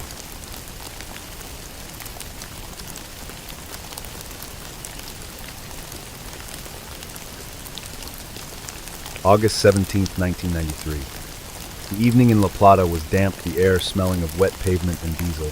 Miguel pedaled his bicycle along the quiet streets of the city. He was 23 years old, a young man with a focused mind and a steady hand. He was heading toward a friend's house, his legs moving in a slow, rhythmic circle. The chain of his bicycle made a faint metallic clicking sound that echoed against the brick walls of the neighborhood. The streetlights flickered on, casting long orange shadows across the road as he moved toward the outskirts of the town. Miguel was a journalism student at the University of La Plata, someone who believed that the truth was the only thing that mattered in a free society. He spent his days in lecture halls and his nights writing articles about the social issues facing his country. He was known for his sharp questions and his refusal to back down when he saw something that didn't sit right with his sense of fairness. To his classmates, he was a leader, a person who used his voice for those who were too afraid to speak for themselves. He was often seen with a notebook in his hand, recording the world. His mother, Rosa, saw him as her anchor in a world that often felt unpredictable and harsh. He was a son who never missed a family dinner and always remembered to check in on his siblings, even when his studies became overwhelming. He loved the smell of old books and the sound of a printing press in the early morning. He had a small apartment filled with notebooks and newspaper clippings, a testament to his dedication to his craft. He was a man who lived with a sense of purpose, his future mapped out in the stories he planned to tell. He was a constant source of pride for his entire family. Miguel had a specific kind of bravery that was both quiet and persistent. He didn't seek out conflict, but he didn't run from it either. He was a fan of local music and could often be found at small clubs, listening to the lyrics and taking notes for his next review. He was a young man with a full life, a collection of dreams that were just beginning to take shape in the bustling streets of Buenos Aires province. He was respected by his peers and loved by his family for his integrity and his warmth. He believed that everyone deserved to have their story heard, regardless of their status. Recently, Miguel had been involved in a difficult situation with the local police. He had witnessed an illegal search of his home and had decided to file a formal complaint against the officers of the 9th Precinct. It was a move that many of his friends thought was risky, but Miguel insisted that the law had to apply to everyone. He believed in the system he was studying, and he refused to let a few corrupt men change his mind about the value of justice. He kept a copy of the complaint in his bag, a physical reminder of his commitment to doing what was right, no matter the cost. He spent the morning of August 17th working on a piece for his university newspaper, his fingers moving quickly over the keys of his typewriter. The room was quiet, the only sound the steady click-clack of the machine and the occasional chirp of a bird outside his window. He felt a sense of satisfaction as he finished the final paragraph, believing he had captured the essence of the story. He planned to deliver it to his editor the next morning before his first class. He made a cup of coffee and watched the sun begin to dip toward the horizon, feeling at peace with his work. On that August night, the ordinary rhythm of Miguel's life simply stopped. He reached the outskirts of the city near the river, but he never made it to his friend's house. His bicycle was later found leaning against a fence in a remote area near the water, looking perfectly normal, but completely abandoned. There were no signs of a struggle, no blood on the ground, and no witnesses who saw him go. A man who was always on time had suddenly become a void in the middle of a Tuesday evening. The river continued to flow silent and indifferent to the absence left behind on its banks. The initial response from the police at the 9th Precinct was one of indifference that bordered on hostility. They told Rosa that her son had likely just decided to leave everything behind and run away to Brazil to start a new life. They claimed he was a troubled young man who wanted to escape the pressures of his studies and his family, but Rosa knew her son better than the officers did. She knew he wouldn't leave his notebooks, his bicycle, or his family without a word. She began to walk the streets herself, holding up a picture of Miguel and asking anyone for information. The investigation into the disappearance was slow and filled with obstacles that seemed designed to frustrate the family. The officers of the 9th Precinct were uncooperative, often losing files or forgetting important details about the night Miguel vanished. They maintained a wall of silence that seemed impossible to break, even as the public began to demand answers. But a group of independent journalists and lawyers began to dig into the precinct's records. They focused on the official logbook, the thick ledger, where every person who enters the station must be recorded by hand. When the investigators finally secured the logbook, they noticed something that made their blood run cold. On the page for August 17th, there was a section of the paper that looked rough and uneven, as if it had been tampered with. It appeared as though someone had used a sharp blade to scratch away a layer of the page. Over the top of the scratch, a thick layer of liquid paper had been applied, and new names had been written in a different ink. It was a clumsy attempt to erase a piece of history. The paper was thin and fragile in that spot, a permanent wound on the record. Under forensic lights, the truth beneath the whiteout began to emerge like a ghost rising from the paper. The investigators were able to see the indentation of the original writing that had been so carefully removed. The name Miguel Bru was clearly visible, along with an entry time of 7 in the evening. He had not run away to Brazil. He had entered the 9th precinct on the night he disappeared, and he had never been signed out. The logbook was not a record of safety. It was a confession written in ink and hidden by a lie that was now being stripped away by the light of truth.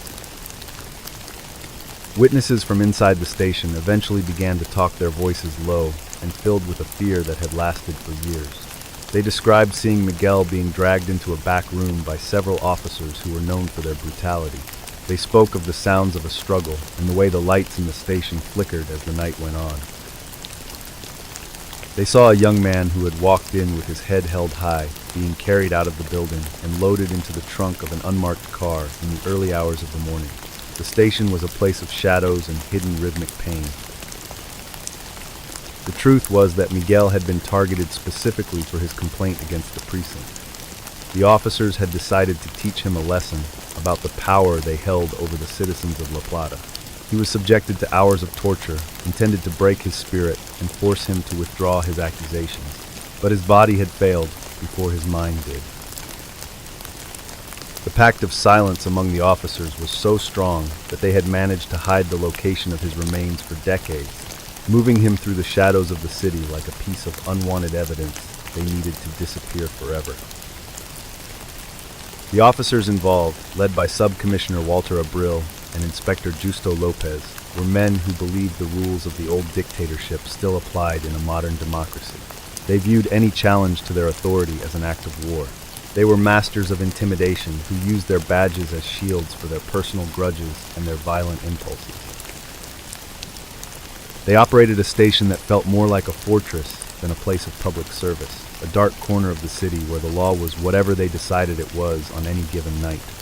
They were the law, the jury, and the executioners. The trial of the officers was a landmark event in the history of the province. It exposed the deep-seated corruption within the 9th precinct and the ways in which the police had protected their own at the expense of the truth. Abril and Lopez were convicted of the disappearance and torture of Miguel Bru, receiving long prison sentences for their crimes. But even as they were led away in handcuffs, they refused to speak about what they had done with Miguel's body. They held on to their secret with a grim determination, leaving a mother with a grave that had no name and no place. Rosa Bru became a symbol of resistance and love in Argentina. She founded a foundation in her son's name to help other families of the disappeared and to fight against police brutality. She refused to let the world forget Miguel's face or his story. She marched through the streets of La Plata every year, her hair turning white as the decades passed, but her resolve never wavering.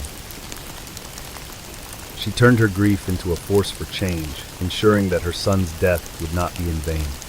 She became the mother of a movement that demanded accountability and transparency from the powerful. As the sun sets over the brick streets of La Plata in 2026, the search for Miguel's remains continues to be a high-profile cold case in Argentina. In late 2025, a new excavation was conducted at a site near the river, based on a deathbed confession from a former associate of the precinct. The ground yielded nothing but old brick and cold earth, a silent witness to a crime that has been buried for over 30 years. Rosa Bru is now an elderly woman, but she still marches, demanding the one thing the officers refuse to give her. She is not looking for justice anymore. She is only looking for her son. The scratch of a pen on a logbook is a small sound, but it can bury a man for 30 years.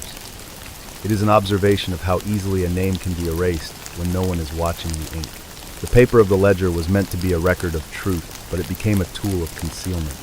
The marks left by the blade are still there, a permanent reminder of the moment a life was turned into a secret. The ink has faded, but the absence of the name speaks louder than anything written on the page. It is the silence of a station that has forgotten how to speak the truth to the people it serves. The bicycle that Miguel left behind was eventually returned to his family. It sat in the garage for years, a ghost of the life he had once lived. Rosa would sometimes go out and touch the handlebars, remembering the way he used to ride off into the evening with a smile on his face. The metallic clicking of the chain was a sound that haunted her dreams, a reminder of the night the rhythm of her world was broken. The bicycle was a physical object that outlived the man who owned it, a silent witness to a journey that ended in a dark, quiet room in the back of the 9th precinct. The students at the University of La Plata still talk about Miguel Bru. His story is taught in journalism classes as a reminder of the importance of the work and the risks that sometimes come with it. A mural of his face adorns one of the walls of the campus, his eyes looking out over the new generation of students with a steady, hopeful gaze. He has become a part of the city's history, a ghost that refuses to be silenced by the scratch of a pen or a layer of liquid paper. His name is spoken in the halls, where he once walked, a name that will never be erased from the mind of the city. The river near La Plata continues to flow its dark waters, carrying the secrets of the city to the sea. It is a quiet, powerful force that has seen many things come and go over the years. Some believe that Miguel's remains are still out there, buried in the soft mud or hidden among the reeds. The search teams return to the banks from time to time, driven by new tips or old guilt. They look for the things the earth refuses to give up, moving through the damp air with the same focus that Miguel once had for his stories. The river says nothing, hiding the truth beneath its surface. The 9th Precinct has been renovated many times since 1993. The back rooms have been painted over, and the old furniture has been replaced by modern desks and computers. But for those who remember the night Miguel vanished, the building still carries a heavy, stagnant atmosphere. It is a place where the air feels thin and the shadows seem a bit too long. The current officers go about their business, but they are always aware of the history that lives in the foundation. It is a station built on a secret that remains as solid and as cold as the brick walls themselves. Rosa Bru sits in her small living room, looking at a photograph of Miguel. He is smiling, his notebook tucked under his arm, ready for the next adventure. She remembers the sound of his voice and the way he liked his coffee in the morning. She has spent more than half of her life searching for him, a journey that has taken her across the country and into the darkest corners of the system. She is tired, but she is not finished. She knows that as long as she is breathing, Miguel is not truly gone. He is still out there waiting for her to find him and bring him home to rest. The legacy of the case has led to significant changes in how police records are managed in Argentina. Digital logs have replaced the old paper ledgers, and cameras now monitor the halls of every precinct. It is a system designed to prevent the kind of erasure that buried Miguel Bru. But the people of La Plata know that technology is only as good as the men who use it. They remain vigilant, their eyes on the stations and their ears open for the sounds of the night. They have learned that the truth must be protected with the same passion that Miguel had for his life and his work. Leaving the urban precincts of Argentina, we travel to the vast golden velds of South Africa. Here, the threat is not a hidden record, but a man who used the promise of a new life to lead women into the high grass. The scratch of a pen is replaced by the dry rustle of golden stalks against a pair of trousers.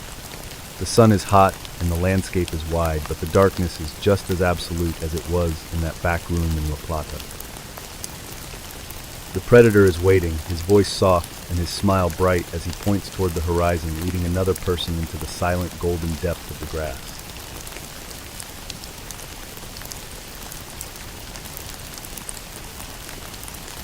October 14th, 1994. In the sun-drenched streets of Pretoria, Sarah walked toward a high-rise office building.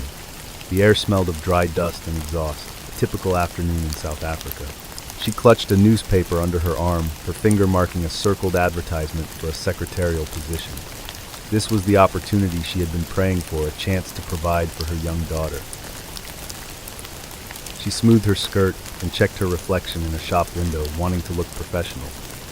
Every step felt like a move toward a new life.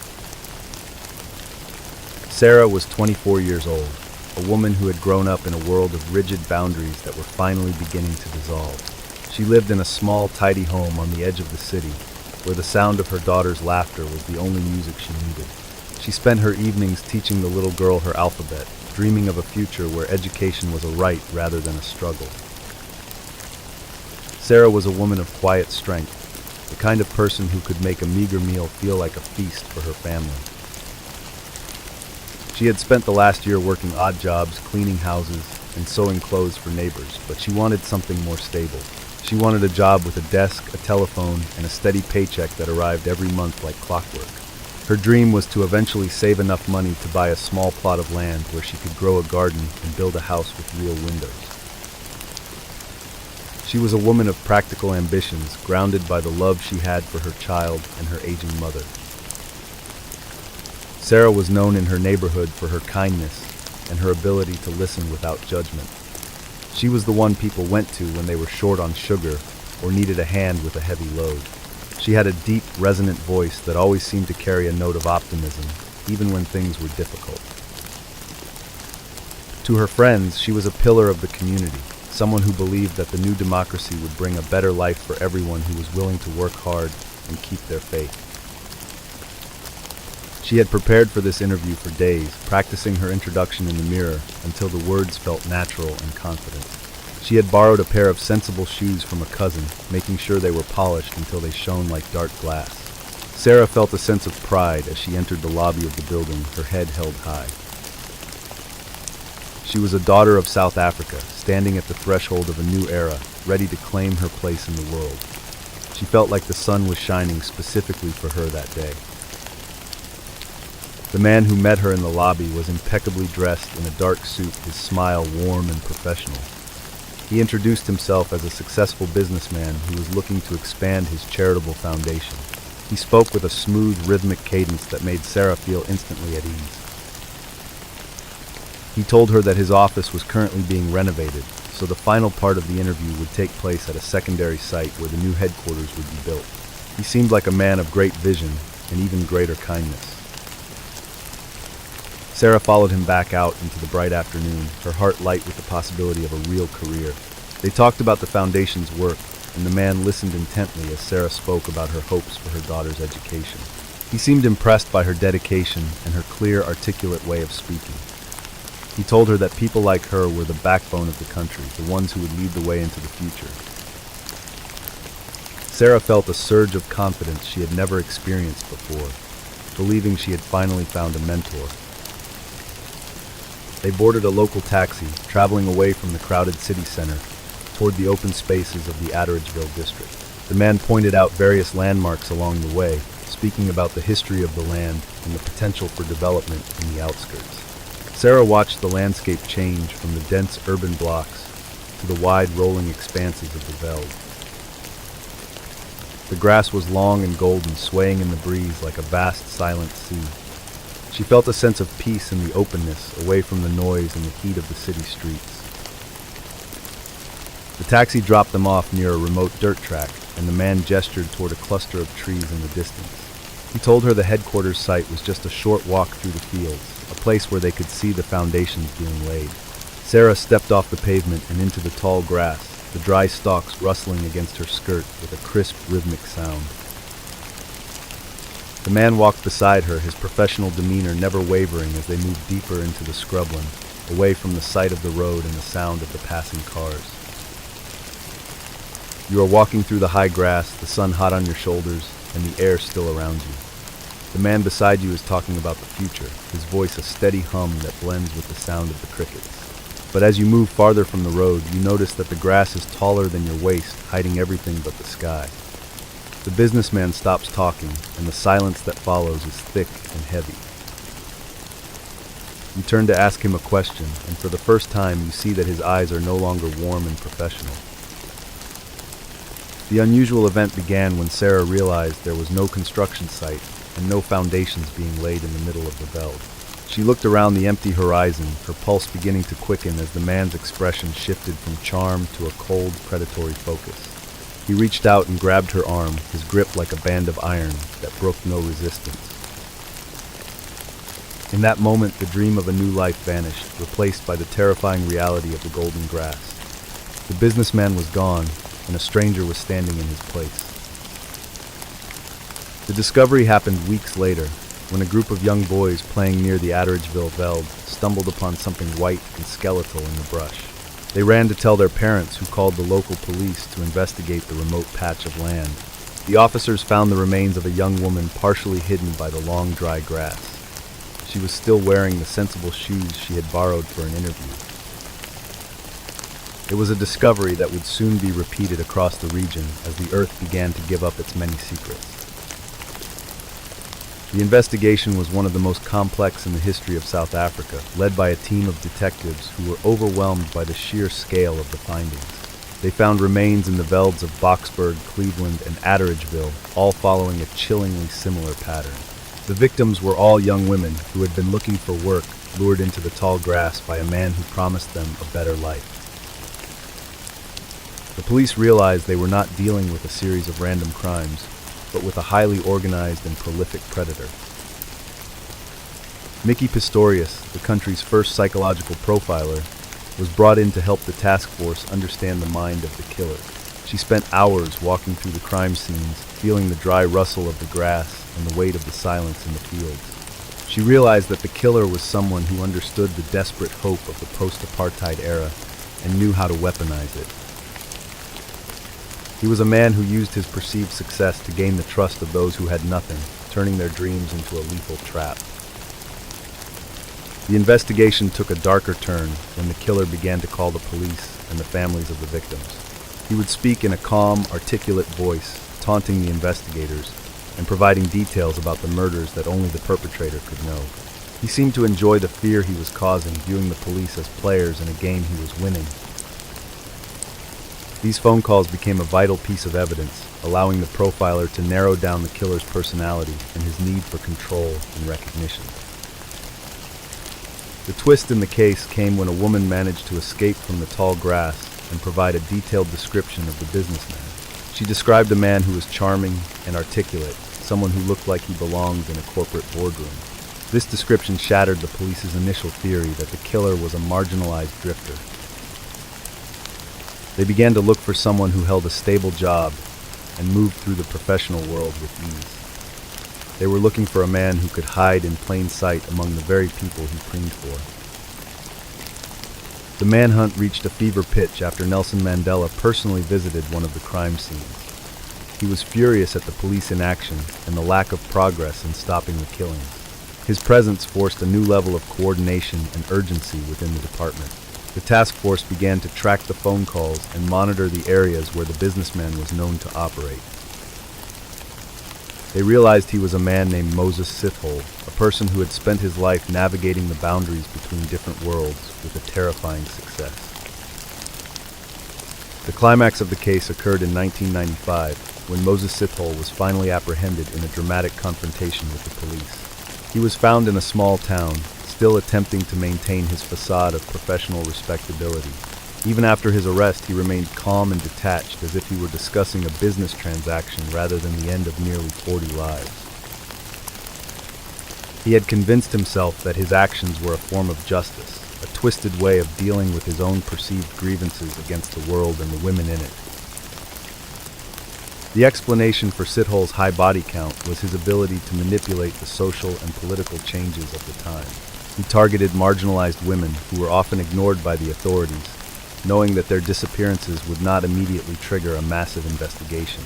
He used the tall grass of the Veld as a natural prison, a place where his victims were isolated and invisible to the rest of the world. He was a predator who understood the architecture of trust and knew exactly how to dismantle it, one interview at a time. Moses Sithole was a man who had been raised in a series of difficult circumstances, but he had managed to educate himself and build a life of outward success.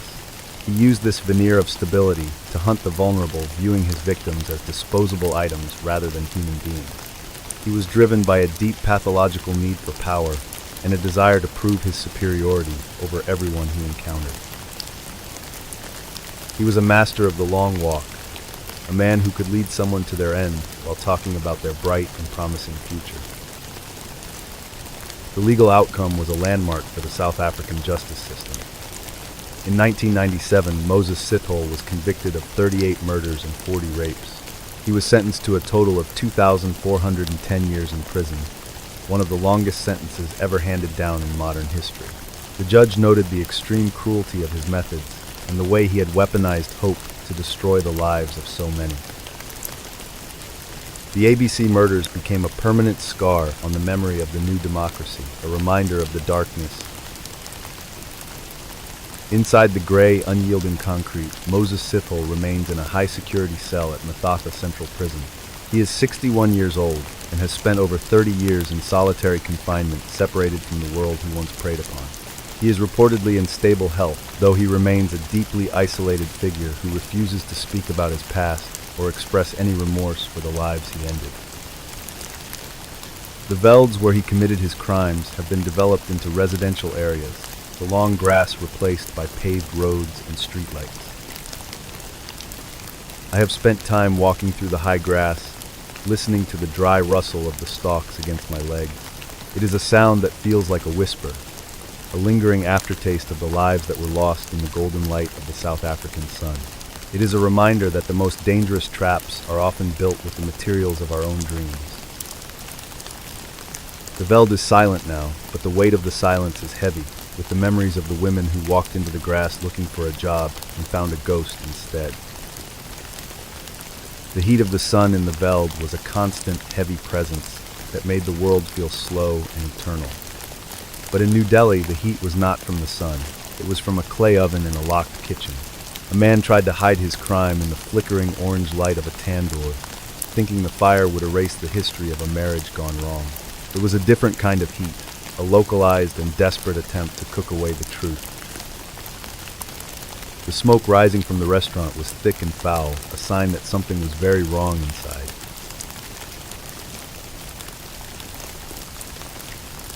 July 2nd, 1995. New Delhi was wrapped in the thick, wet heat of the monsoon season. Naina Sahni stood in her apartment watching the curtains flutter in the humid breeze. She was a woman of 30 years, her face reflecting a mixture of exhaustion and a quiet, hidden strength. She smoothed the fabric of her dress, her mind already moving toward the meetings she had scheduled for the following morning. The city outside was loud, but inside the flat, the air was perfectly still. Naina was not a woman who waited for things to happen to her. She was a licensed pilot, someone who had mastered the complex controls of a cockpit and felt at home in the vast open skies above India. She had a sharp, analytical mind and a drive that had led her into the competitive world of youth politics. She believed she could make a difference in the lives of the people in her city, working long hours to build a network of support and influence. She was a woman with a vision for her future.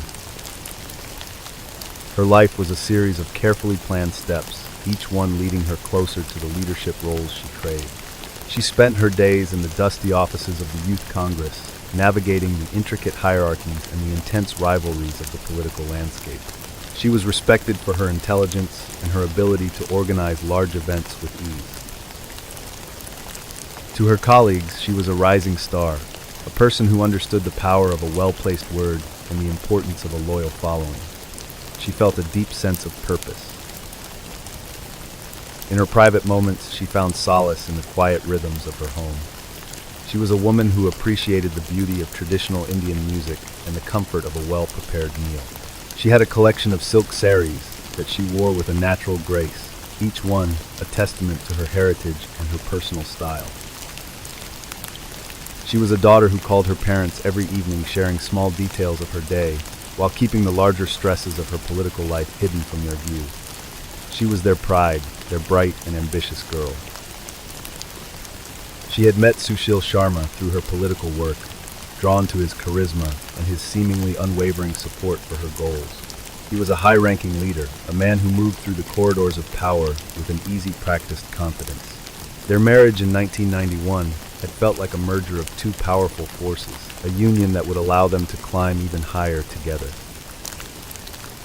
They were a modern couple, a pair of professionals who understood the demands of their careers and the value of their shared public image. But beneath the surface of their successful partnership, a slow rot was beginning to set in. Sushil was a man of intense pathological jealousy, someone who viewed Naina's independence as a threat to his own control. He began to monitor her phone calls and question her about every person she spoke to at work.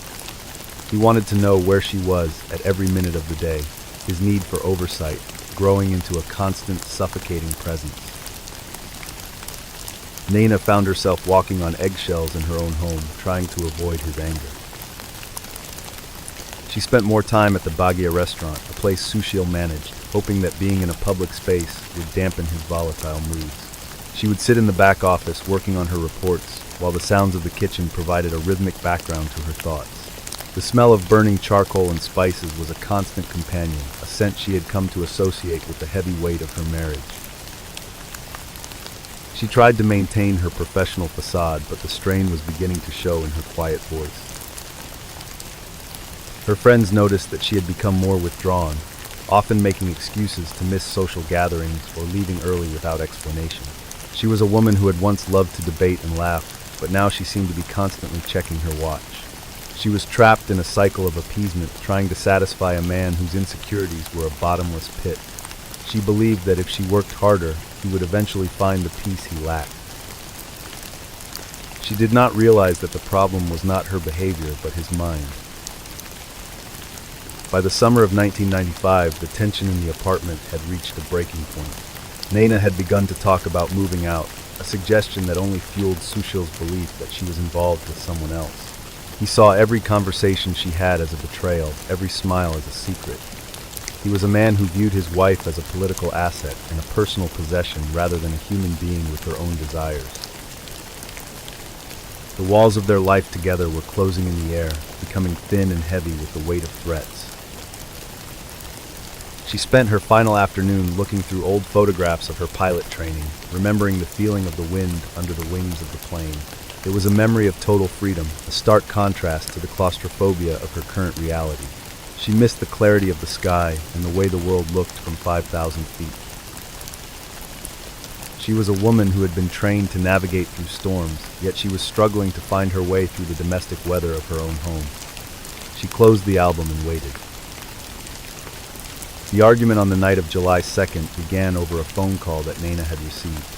It was a mundane conversation about a political rally, but to Sushil, it was proof of an affair.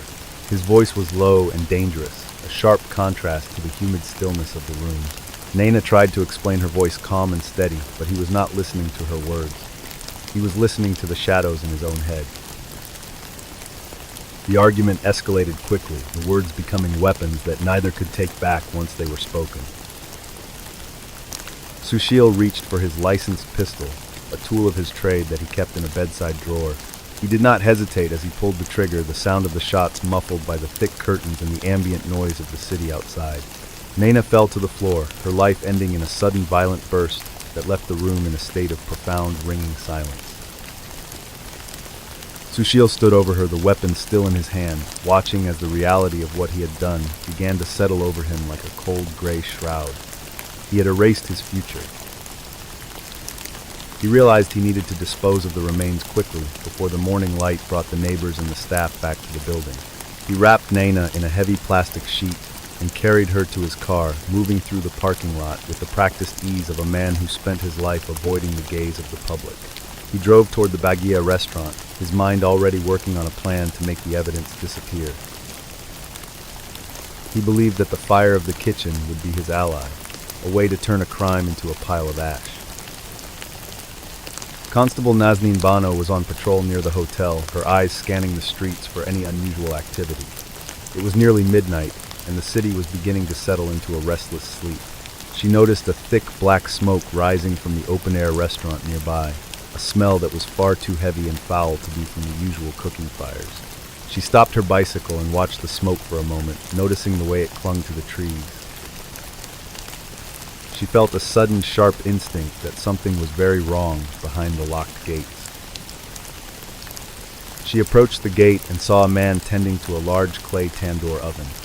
He was throwing pieces of paper into the flames, claiming he was burning old election posters that were no longer needed.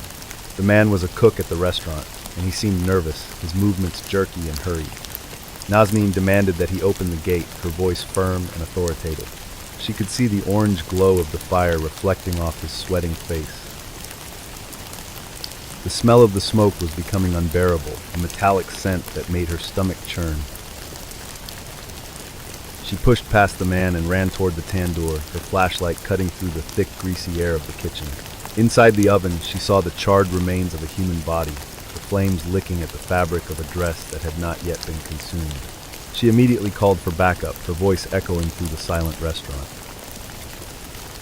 She realized she had stumbled upon a scene of absolute horror, a place where a man was trying to cook away the evidence of a murder. The kitchen was no longer a place of nourishment, but a site of desecration. The investigation was immediately hampered by the political status of the primary suspect. Sushil Sharma had fled the city as soon as he realized the police had discovered the body, sparking a massive manhunt that spanned across the country. The Delhi police faced intense pressure from high-ranking officials to handle the case with discretion, but the public outcry was too loud to ignore. The case became a national obsession, a story that exposed the dark intersection of political power and violent misogyny in the capital. The files stacked up. The first autopsy was a disaster of professional negligence. The medical examiner claimed that Naina was still alive when she was placed in the oven, a finding that would have shifted the nature of the charges. But a second independent forensic team was brought in to review the evidence. They found 2 bullets lodged in the remains, proving that Naina had been shot before she ever reached the restaurant. This discovery broke the back of the defense's argument and pointed directly to a calculated attempt to hide a homicide. Detectives searched the apartment where the shooting had occurred, finding traces of blood that had been cleaned with a chemical agent. They recovered the empty shell casings and the weapon which had been hidden in a neighbor's house. Every detail of the crime was reconstructed with a cold, logical precision. They spoke to the staff at the restaurant, who described Sushil's behavior on the night of the murder. He had ordered the cook to light the fire and had stayed in the kitchen until the smoke became too thick to breathe. The manhunt lasted for several days, with Sushil moving between various safe houses provided by his political connections. He eventually surrendered to the police in the city of Chennai, realizing that he had nowhere left to run.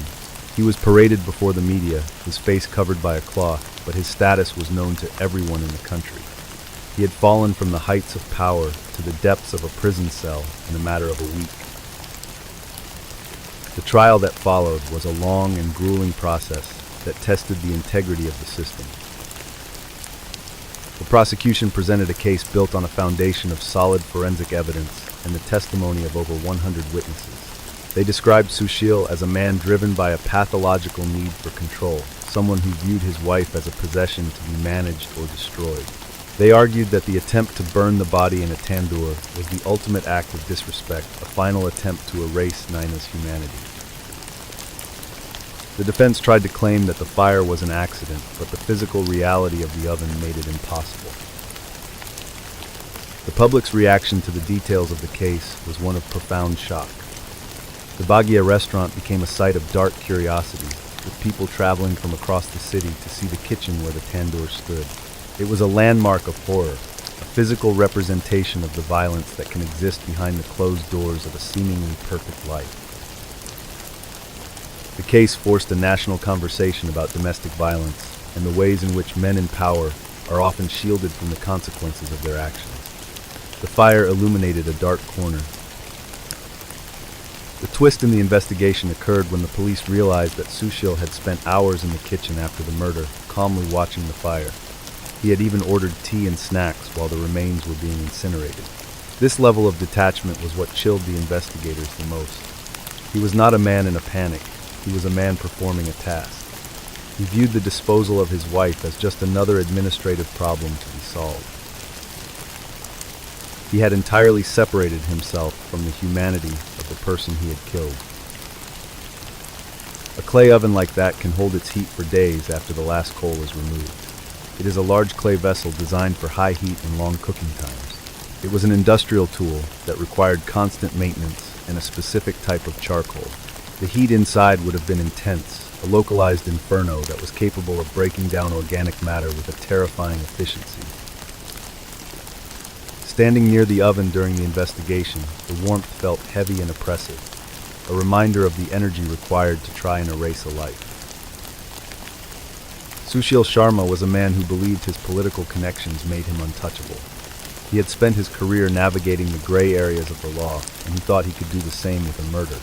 His pathology was one of extreme entitlement, a belief that his reputation was more important than the life of his wife. He was a master of the public image, but his private reality was one of violence and deep-seated insecurity. He was a predator who used the structure of the Youth Congress as a hunting ground. The legal outcome was a series of convictions that took years to finalize. In 2003, a lower court sentenced Sushil Sharma to death for the murder of Naina. The sentence was later upheld by the High Court, but in 2013, the Supreme Court commuted the death penalty to life imprisonment. They noted that while the crime was heinous, it did not fall into the category of cases that required execution. Sushil spent over 2 decades in Tihar jail, where he was known as a quiet and disciplined prisoner. The case remains a permanent part of the Indian legal lexicon, cited in thousands of domestic violence and forensic studies. It exposed the flaws in the initial investigative processes and led to stricter protocols for handling high-profile crime scenes. The story is a lesson in the importance of listening to one's instincts. Constable Nazneen Bano was honored for her bravery, her actions that night, preventing a truth from being burned away forever. The fire had intended to hide the crime, but it only made it impossible to ignore. Naina Sahni is remembered by her family as a woman of immense potential whose life was cut short. Her dreams of flying and her ambitions in politics are the legacy they choose to hold on to rather than the horror of her end. They speak of her kindness and her bright mind, ensuring that she is not just a name in a case file, but a person who was loved and valued. She was a daughter of the sky, who was brought down by the fire of a man's jealousy. Her memory is a quiet, steady flame that will not be extinguished. Today, in the humid, crowded obscurity of a New Delhi suburb, a 70-year-old man walks unnoticed. Sushil Sharma is a free man, having been released from prison in late 2018 after a court ruled that he had served his time. He is 70 years old and lives in quiet obscurity in a residential area of New Delhi. He rarely leaves his home and does not speak to the media about his past. He lives in a world of silence, far removed from the corridors of power he once navigated with such ease. He is a ghost of a different era, a man whose name is still whispered. The Baggia restaurant was closed shortly after the murder and has since been replaced by a different establishment. The Tandoor oven was removed as evidence and remains in a police warehouse, a rusted piece of clay that once held a national tragedy. The site of the restaurant is now a mundane part of the city sprawl, a place where people walk their dogs and children play, unaware of the smoke that once rose from the kitchen. The city has moved on, but the scent of burning charcoal still carries a faint aftertaste. The case led to a significant shift in how the Indian public views political leaders and the private lives they lead. It broke the seal of silence around domestic abuse in high society, encouraging more women to come forward and seek help. The tragedy of Naina Sahni became a catalyst for change, a reminder that violence does not respect status or wealth. Her story is a permanent part of the city's consciousness, a shadow that lingers in the background of every political rally and every humid monsoon evening. The heat of the Tandoor was a desperate act of a single man, a localized fire that attempted to erase a single life. It was a crime of passion and pathology, contained within the walls of a kitchen. But in the forests of Ontario, the chill of a remote cabin hit a man who believed he was a god, and the heat he generated was not from an oven, but from a psychological fire that burned through the minds of his followers. He did not just want to erase a body. He wanted to reconstruct the human spirit through tests. Leaving the orange glow of the Delhi night, we head toward the smell of pine needles and unwashed wool in a cramped cabin in Canada. Here, the silence is not a result of a struggle, but a product of a profound and paralyzing devotion. You can hear the sound of a meat saw echoing through the trees, a rhythmic metallic rasp that tells a story of a prophet who held a blade instead of a book. The darkness of the forest is absolute, and the only light comes from the eyes of a man who believes he is divine.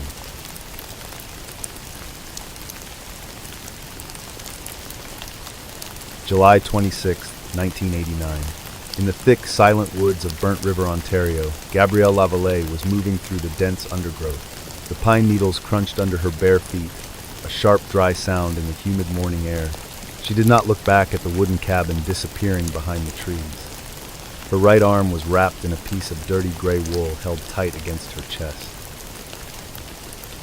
She was moving toward the sound of a distant logging road, her breath coming in shallow, ragged gasps. Gabrielle had once been a woman with a clear and bright future in the city. She was educated, socially active, and deeply interested in the spiritual movements that characterized the early 1980s. She was searching for a sense of community that the modern world seemed to lack. To her friends, she was a compassionate and thoughtful person, the kind of woman who would listen for hours to someone else's troubles. She had a gentle laugh and a way of making people feel seen and understood in a crowded room. She spent her weekends attending seminars and reading books on alternative lifestyles, looking for a way to live more authentically.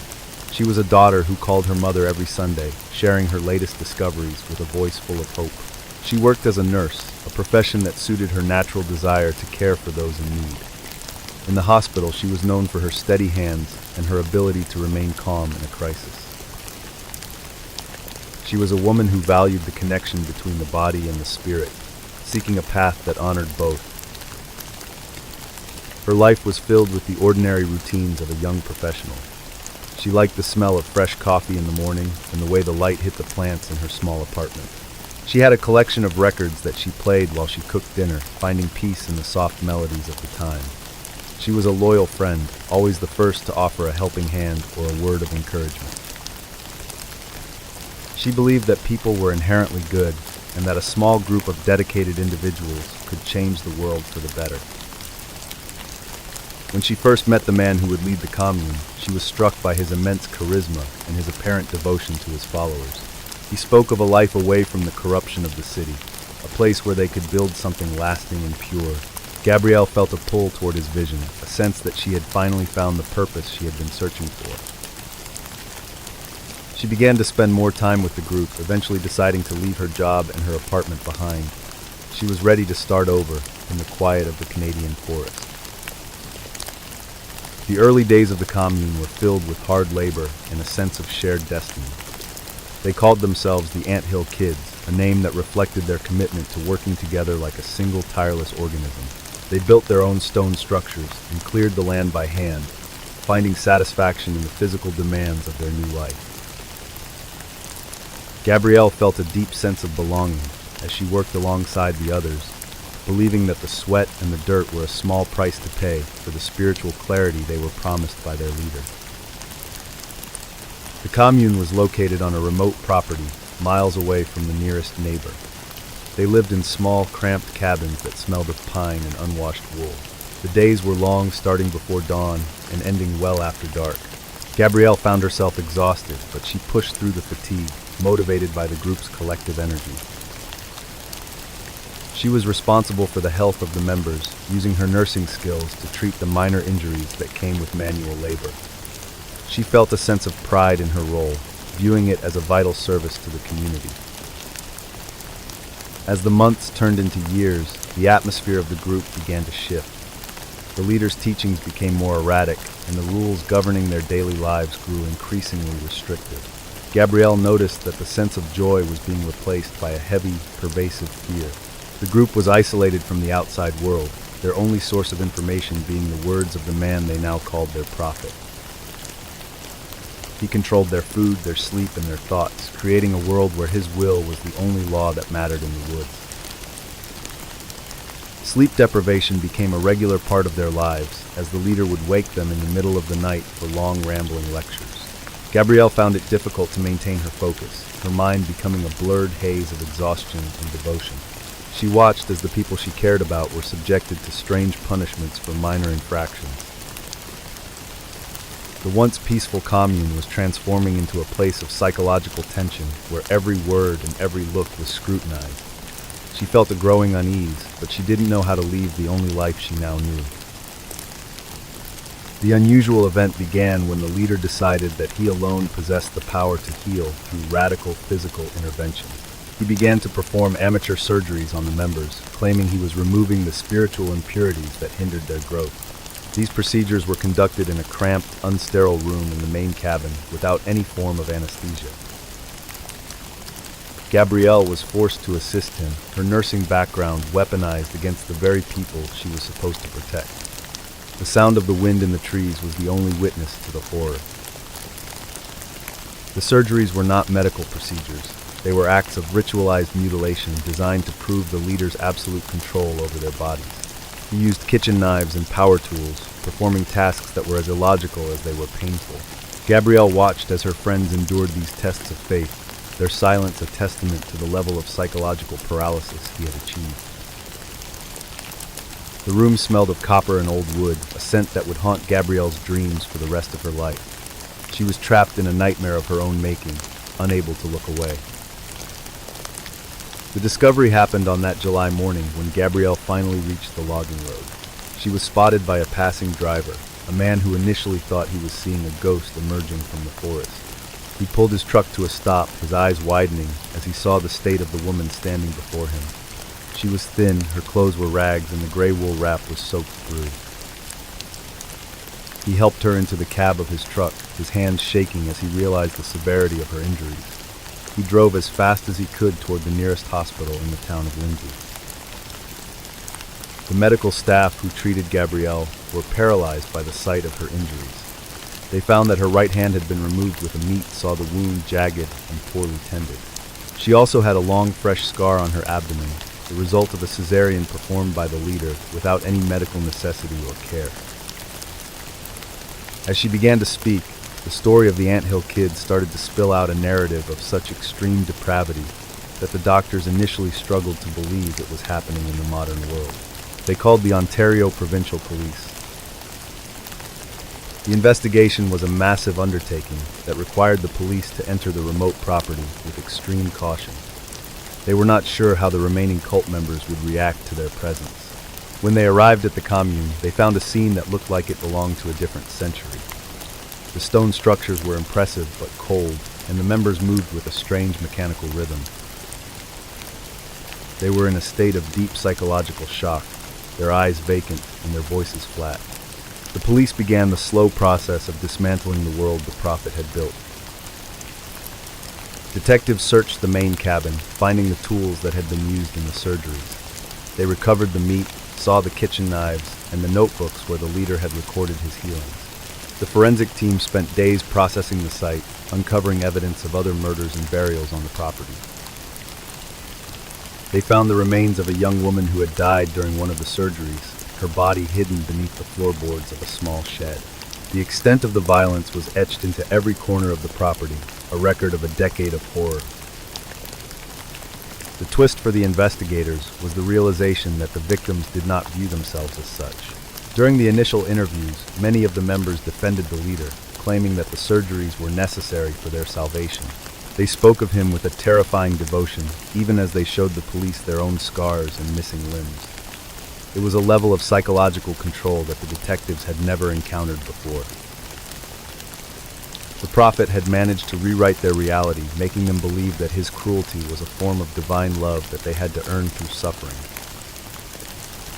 I have spent time thinking about the fragility of the human mind when it is stripped of sleep and isolated from the truth. It is an earned reflection that we are all much closer to the edge than we like to admit. To see a group of adults stand in the woods and thank a man for taking their hands with a meat saw is a sight that changes how you view the world. It is a reminder that the heart can be convinced of almost anything if the voice telling the lie is loud enough and the woods are deep enough. The climax of the case occurred when the leader was finally brought to trial in 1993. His name was Rostel, and he sat in the courtroom with a calm, arrogant expression that never wavered. He viewed the proceedings as a persecution of his faith rather than a judgment of his crimes. The survivors, led by Gabrielle, stood in the witness box and told their stories, their voices trembling but clear. They described the anthill philosophy and the way Theriot had used their own bodies as canvases for his madness. The courtroom was filled with a heavy, ringing silence. The explanation for the group's survival for so long lay in the extreme isolation of the burnt river property. Theriot had chosen a place where the sounds of the commune would be swallowed by the trees and where the members had nowhere to run. He had exploited the religious freedom laws of the time, using them as a shield against any outside interference. He had created a perfect vacuum, a world where he was the only source of light and the only arbiter of truth. He was a master of the long game, building his control over the course of 10 years. Rostel was a man of extreme entitlement and a deep-seated hatred for anyone he could not control. He was a pathological manipulator who had fathered over 20 children with the women in the cult, viewing them as his personal property. He used ritualized labor and physical violence to break the will of his followers, ensuring that they were too exhausted and too afraid to ever question his authority. He was a predator who understood the mechanics of the human spirit and knew exactly how to dismantle them for his own gratification and his own dark glory. The legal outcome was a series of long prison sentences for Terial, including a life term for the murder of the woman found beneath the shed. He was sent to a maximum security prison in New Brunswick, where he continued to correspond with some of his former followers. The Ant Hill Kids case became the most famous cult investigation in Canadian history, leading to significant changes in how the authorities monitor isolated religious groups. The survivors began the long, agonizing process of rebuilding their lives in a world that felt foreign and overwhelming. In the thick reclaiming brush of the Burnt River woods this year, the site of the commune remains abandoned and overgrown, the stone structures slowly being reclaimed by the forest. Rostel is dead, having been murdered in prison by a cellmate in 2011. He was 63 years old at the time of his death. Gabrielle Lavallee lives a quiet life in Quebec, where she has become a dedicated advocate for victims of psychological abuse. She still carries the physical scars of the cabin, but she has found a sense of peace that the prophet could never take from her. The sound of the meat saw is a memory that has faded for many, but for those who were in the woods, it is a rhythm that never truly stops.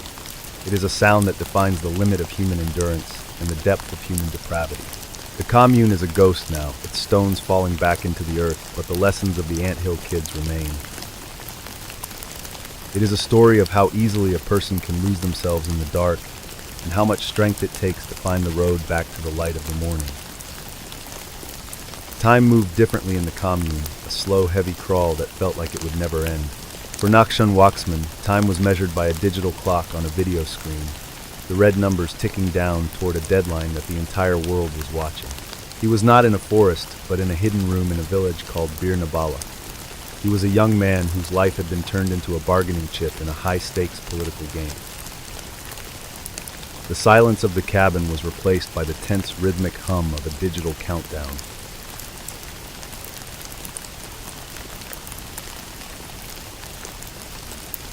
October 9th, 1994. The afternoon sun was beginning to dip toward the western horizon in central Israel, casting long golden shadows across the highway. Nachshon Wachsman stood on the side of a dusty road, his thumb extended toward the passing traffic. He was 19 years old, wearing his olive-green military uniform and carrying a heavy rucksack. He was just looking for a ride home after a long week on duty. The air was warm, smelling of dry grass and the diesel fumes of the occasional passing truck. Nachshon was a young man of deep faith and a quiet, steady intelligence that made him stand out. He was the kind of son who would call his mother just to tell her he loved her, even when he was exhausted from a day of training. He had a gentle face and a quick, shy smile that made people feel instantly at ease. In his family home in Jerusalem, his room was a reflection of his mind, filled with books on philosophy and religion. He was a person who thought deeply about the world and his place in it. He was one of 7 brothers, a central part of a large and noisy family that thrived on shared meals and long conversations. His parents, Esther and Yehuda, viewed him as a bridge between the different personalities of his siblings. He was the one who could always find a way to settle a dispute or make a joke when the tension was high. He had dreams of traveling the world once his service was finished, perhaps to study medicine or law. He was a person who believed that even in a place of conflict, there was room for kindness. During his time in the military, Nachshon was known as a dedicated soldier who never complained about the long nights or the physical demands of his unit. He had a sense of duty that was rooted in his love for his country and his people. He often spent his free time helping the newer recruits adjust to the rigors of camp life, offering a word of encouragement when they felt like giving up. He was a man of his word, someone who could be relied upon to show up when things were difficult. He felt a strong, quiet connection to the land. On that Sunday afternoon, he was looking forward to his mother's cooking and the comfort of his own bed. He had plans to meet a few friends for coffee in the evening, to catch up on the news of the neighborhood and laugh about their shared experiences. He checked his watch, thinking about how long the commute usually took during the rush hour. He was just a teenager in a uniform, a boy with a full life and a family waiting for him to walk through the front door. He felt the weight of his bag, but his heart was light. To his friends, Nachshon was the person you went to when you needed a steady hand or a calm voice. He was a talented musician who could play the guitar for hours, filling a room with soft melodic tunes that made the stress of the week melt away. He had a way of looking at the world that was both realistic and hopeful. He believed that the future was something to be built with patience and respect. He was a light in the lives of everyone who knew him, a constant source of warmth and integrity in a world that often felt harsh. He adjusted the strap of his bag, watching a car with Israeli license plates slow down as it approached the hitchhiking post. The vehicle was a white van looking perfectly ordinary in the middle of the afternoon traffic. The driver nodded to him, and Nachshon climbed inside, grateful for the ride and the chance to rest his legs. He didn't notice that the men in the front were not who they appeared to be in the dim light of the cabin. He settled into the back seat, closing his eyes for a moment as the van pulled back onto the road. The interior of the van was quiet, the air conditioning providing a brief relief from the heat of the road. Nachshon sat in the back, leaning his head against the window as the landscape moved past. He was thinking about his brothers and the meal that would be waiting for him in Jerusalem. He felt safe because the car had the right plates and the men spoke with a familiar accent. He was a young man who trusted the world around him, unaware that he had just entered a trap that had been meticulously prepared for weeks. The unusual event began when the van did not take the turn toward the city. Nachshon noticed the change in direction and asked the driver about it, his voice calm but curious. The man in the front did not answer, his eyes fixed on the road ahead. The atmosphere in the vehicle shifted instantly, the silence becoming thick and heavy with a sudden sharp tension. Nachshon realized then that he was not being taken home.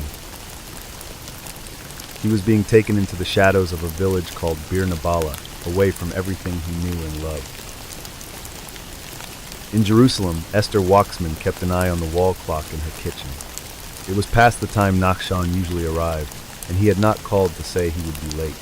She felt a cold knot of anxiety beginning to form in her stomach, a feeling she tried to push away as being overprotective. She called his military unit, but they confirmed he had left on time. She called his friends, but no one had seen him. The house that was usually so full of noise and life was suddenly filled with an oppressive, ringing silence that felt like a warning. The discovery happened 2 days later when a videotape was delivered to a major news station. The footage was grainy and dark, but the face on the screen was unmistakable. It was Nachshon. He was sitting in a chair, his hands bound, and his eyes filled with a terrifying quiet focus. A man stood behind him, holding Nachshon's military identification card and a weapon. A digital clock on the wall behind them showed a red countdown that was ticking away toward a final lethal deadline. The world was now watching a boy count the seconds of his own life. The captors identified themselves as a cell of Hamas, demanding the release of 200 prisoners within 24 hours. If their demands were not met, they promised to execute the soldier on camera. The video sent a shockwave through the country, turning a private disappearance into a national crisis. The image of the 19-year-old boy holding his own card became the only thing people could talk about. Every television was tuned to the news, watching the red numbers fall in the corner of the screen while the government scrambled for a solution. The investigation was led by the Shin Bet, the Internal Security Agency. They worked in a state of high-speed desperation, using every resource available to find the needle in the haystack. They monitored phone lines and interrogated known associates, searching for a clue to the location. They were looking for a specific house in a region filled with thousands of identical buildings. The clock was a physical weight on their shoulders, a rhythmic reminder of the time they were losing. They knew that every second counted in the race to save a life. Intelligence officers focused on the smallest details of the room in the video. They looked at the texture of the walls and the type of light fixtures. They eventually pinpointed a specific villa in the village of Bir Nabala, a place that was strategically located. The house was owned by a local family, but had been taken over by the cell. The Shin Bet moved with a clinical precision surrounding the village, while keeping their presence a total secret from the captors inside. They prepared for a breach that would have to be perfect to succeed. An elite rescue team from Sayeret Matkal was chosen for the mission, led by a seasoned officer named Nir Poraz. They spent the final hours of the countdown, practicing the breach on a mock-up of the villa. They knew that speed was their only ally. Every second delayed would give the captors time to carry out their threat. The plan was to use heavy explosives to blow the iron doors and enter the room before the terrorists could react. They were prepared for a violent, high-stakes encounter in the dark, driven by the urgency of the ticking clock. I am counting the seconds with them. Now the red numbers on the screen, the only thing that matters in the world. It is a moment where the entire nation holds its breath together. You feel the pulse in your own neck, matching the rhythm of the countdown. Every minute that passes is a minute where a life hangs in the balance, suspended between a rescue and a final permanent silence. The air is thick with the weight of what is about to happen in that hidden room, a tension that is almost impossible to bear as the deadline approaches. The twist in the mission occurred at the very moment of the breach. The explosives were detonated on the main iron door, but the door did not fall. The captors had reinforced the frame with thick steel beams and hidden locks that were not visible in the intelligence photos. The delay was only a few seconds, but in a room that size, a few seconds is an eternity. The soldiers were trapped outside the sound of the explosion, echoing through the house, while the men inside realized the rescue had begun. The plan had relied on a door that remained shut. Inside the room, the captors reacted with a brutal and predetermined efficiency. They knew they could not win the fight against the elite unit, so they chose to finish their mission before they were taken. Nachshon sat in the chair, the sound of the failed explosion ringing in his ears. He felt the muffled vibration of the heavy explosive charge through the thick stone wall, a shockwave that rattled the very foundations of the room. He saw the men turn toward him, their faces devoid of any hesitation. The iron had been stronger than the intelligence that brought them there. The climax was a chaotic and violent struggle in the narrow corridor. Nir Poraz led his team forward, trying to force their way through the secondary entrance. They were met with a hail of gunfire from the captors, who were barricaded inside. Nir was hit in the first few seconds, falling to the ground as his team continued the assault. They eventually managed to breach the final door, but as they stepped into the room, they heard the final shots. The rescue had arrived exactly 3 minutes too late to stop the execution. The room fell into a heavy silence. The soldiers found Nachshon in the chair, the digital clock behind him, finally reaching zero. The room was filled with the smell of cordite and the sound of heavy, ragged breathing. The captors were killed in the exchange, but the price of the mission was a devastating loss.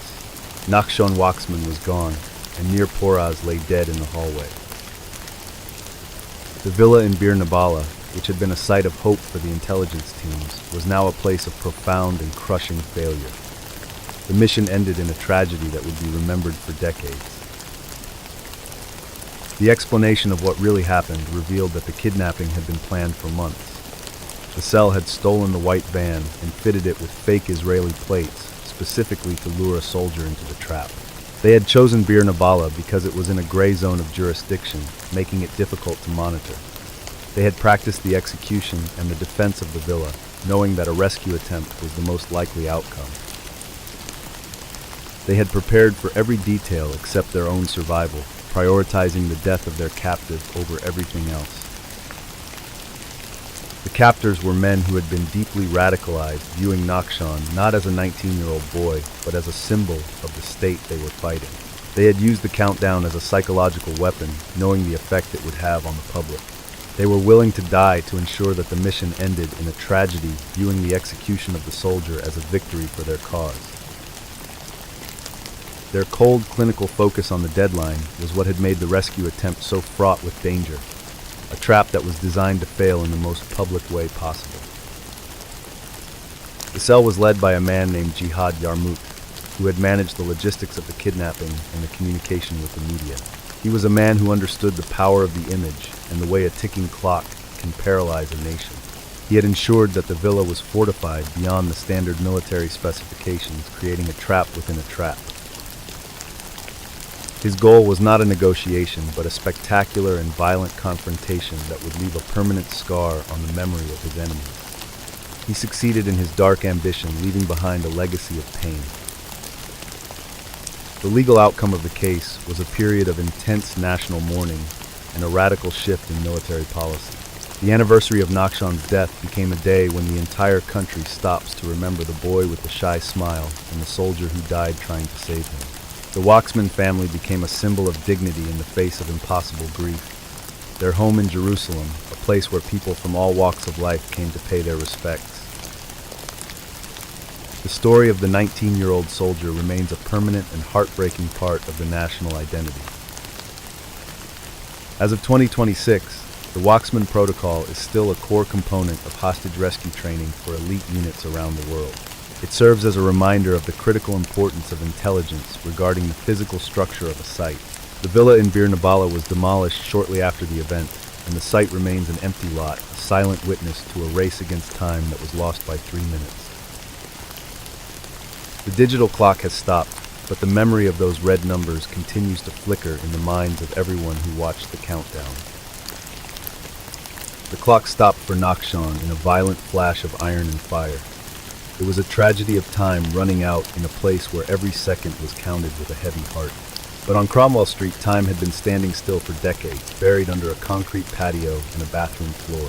In Gloucester, the horror was not a ticking clock, but a silence that had lasted for 20 years. A house that looked perfectly ordinary from the outside was a literal graveyard where the foundations were built on the secrets of a husband and a wife.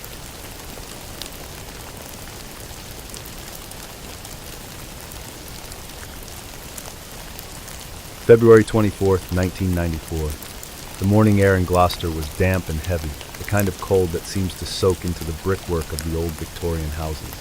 Frederick West stood on the doorstep of 25 Cromwell Street, rubbing his hands together to stay warm.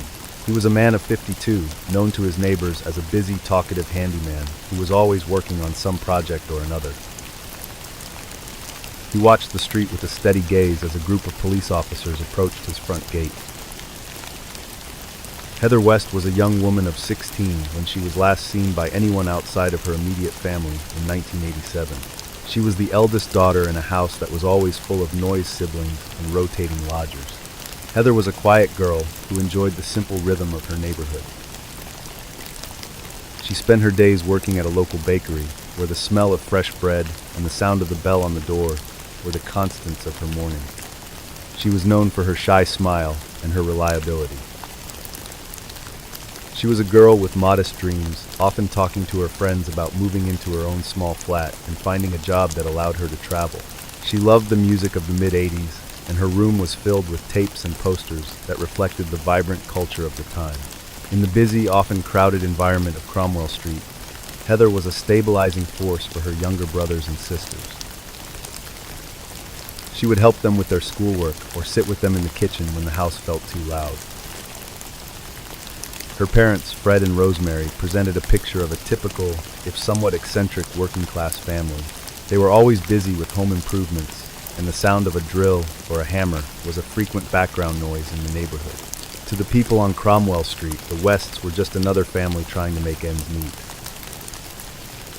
They took in lodgers to help pay the bills, and there was a constant stream of young people moving in and out of the large 3-story house. It was a place of high energy and constant motion. Heather was a dutiful daughter who understood the complex dynamics of her home. She was often tasked with cooking meals for the large household or looking after the laundry. She moved through the house with a quiet efficiency, her footsteps a familiar sound on the creaky wooden stairs. She had a close bond with her siblings, who looked up to her as a second mother. Despite the crowded conditions, she managed to keep her small space organized, a tiny sanctuary of her own in the middle of the family chaos. She was a young woman who appreciated the rainy afternoons of Gloucestershire, the way the clouds hung low over the rooftops. She liked the feeling of independence that came with her walk to the bakery every morning, her coat buttoned tight against the wind.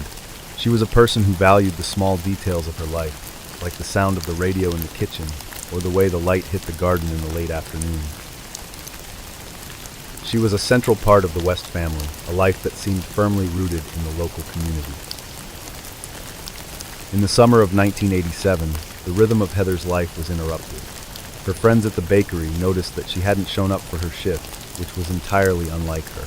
When they asked her father about her, Fred told them with a casual shrug that Heather had finally decided to leave for London.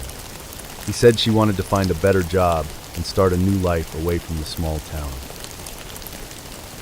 He spoke about it as if it were a natural step for a girl her age, a sudden but understandable choice. The siblings were told a similar story. Their father explained that Heather was happy in the city and that she would send word when she was settled. The absence of postcards or phone calls was explained away by claims that she was busy or that she wanted a clean break from her old life. The family continued their daily routines, the sounds of the hammer and the drill returning to the house as Fred started a new project in the garden. The gap left by Heather was slowly filled by the noise of the other children. To the neighbors, the news of Heather moving to London was unremarkable. Young people left for the city all the time looking for excitement and better pay. They continued to see Fred working on his patio and Rose hanging laundry on the line. The house at 25 Cromwell Street remained a busy hub of activity, with new lodgers arriving to take the rooms that had been vacated. The life of the neighborhood moved forward, the memory of the quiet girl from the bakery slowly fading into the background. The unusual event began in early 1994, when the local police decided to revisit a series of old missing persons files. They were looking into the disappearance of several young women who had last been seen in the Gloucester area over the previous 2 decades. During their interviews, they spoke to some of the former lodgers of the West household. The stories they heard were strange, filled with accounts of odd behavior and a basement that was always locked. The police decided it was time to speak with Fred West. When the investigators arrived at the house, they were struck by the sheer amount of concrete that had been used in the garden and the cellar. Fred greeted them with his usual talkative manner, offering them tea and showing them around the property. He seemed entirely unbothered by their presence, talking at length about his various DIY projects. But the detectives noticed that the concrete patio in the garden was unusually thick, and the layout of the basement didn't seem to match the original plans of the house. A forensic archaeologist named John Hunter was brought in to assist with the search. He began by using ground-penetrating radar on the garden patio, looking for any anomalies beneath the surface. The machine revealed several areas where the earth had been disturbed before the concrete was poured. The decision was made to break through the stone. Fred watched from the kitchen window as the first cracks appeared in his handiwork, his expression remaining neutral and calm. The sound of the jackhammer echoed through the street. The discovery happened on the afternoon of February 25th. Beneath the thick layer of concrete in the garden, the team found a human remains. The bones were small and fragile, buried deep in the soil. As they continued to dig, they realized that this was not an isolated finding. They found more remains, each one carefully placed and sealed beneath the heavy stone. The quiet garden of a family home was turning into a forensic site of unprecedented scale. The police cordoned off the entire block. The investigation moved inside the house as the tally of victims began to rise. The forensic team began to peel back the floorboards in the kitchen and the bathroom. They found remains hidden in the foundations and beneath the tiles of the shower. The house was being dismantled piece by piece, revealing a graveyard that had been built into the very structure of the home. The neighbors watched in a state of profound shock as the police carried out bag after bag of evidence from the front door they had walked past for years. Detectives focused their attention on the basement, a dark and cramped space that Fred had spent years renovating. They found that he had dug out deep pits and then covered them with fresh layers of cement. Beneath the floor of the cellar, they found the remains of several young women, many of whom had been missing since the early 70s. The house was a labyrinth of hidden spaces, a physical record of a decades-long spree that had occurred while the family ate their meals and watched television upstairs. The search for Heather West became the primary focus of the team working in the garden. They moved toward the area where Fred had built a large ornamental flower bed. Beneath the soil and another layer of stone, they found the remains of a teenage girl. The dental records confirmed what the police had feared. It was Heather. She had never gone to London.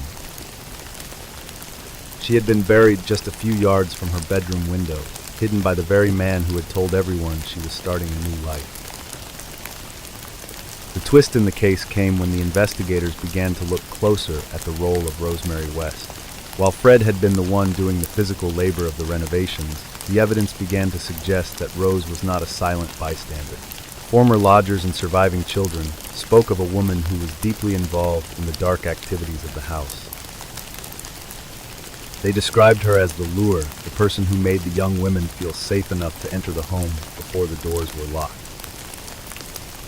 Rosemary was a woman who maintained a facade of domesticity while participating in acts of extreme depravity. The forensic evidence of the ligatures and the bone trauma suggested that many of the crimes were a two-person operation. She had used her position as a mother and a housewife to disarm the victims, creating an environment where the transition from a normal house to a site of horror was seamless and unexpected. The symbiotic relationship between the husband and wife was the core of the house's dark history. I have spent time thinking about the smell of wet concrete. It is a scent that is usually associated with growth and building, with the creation of something new and solid. But on Cromwell Street, the concrete was a shroud. It was a material used to silence the past and to weigh down the truth. To walk through a house where the floors are built over the bodies of the missing is to understand a special kind of coldness. It is the sound of a shovel hitting stone in a quiet suburban garden. The climax of the forensic search occurred when the total number of victims reached 12. The investigation had expanded beyond the house to a nearby field where Fred had worked as a farmhand years earlier. They found more remains there, hidden in the hedgerows and under the soil of the countryside. The scale of the crimes was so vast that it challenged the public's understanding of how such evil could exist in the middle of a quiet city without being noticed by the authorities or the neighbors. The explanation for the lack of detection lay in the West's ability to blend into the background of their community. They were viewed as a messy, busy family with a lot of lodgers, the kind of home that people tended to ignore. Fred's constant DIY projects provided a perfect cover for the noise of the excavations and the smell of the concrete. They weaponized the ordinary details of domestic life to hide a graveyard, using the very foundations of their home as a place to deposit their secrets. Fred West was a man who possessed a terrifying kind of charm, a talkative and seemingly helpful neighbor who could talk his way out of almost any suspicion. He viewed the people he killed as materials to be used and then discarded, showing no more emotion for his victims than he did for the bricks he laid in the garden. He was a predator who understood the value of a solid wall and a deep hole.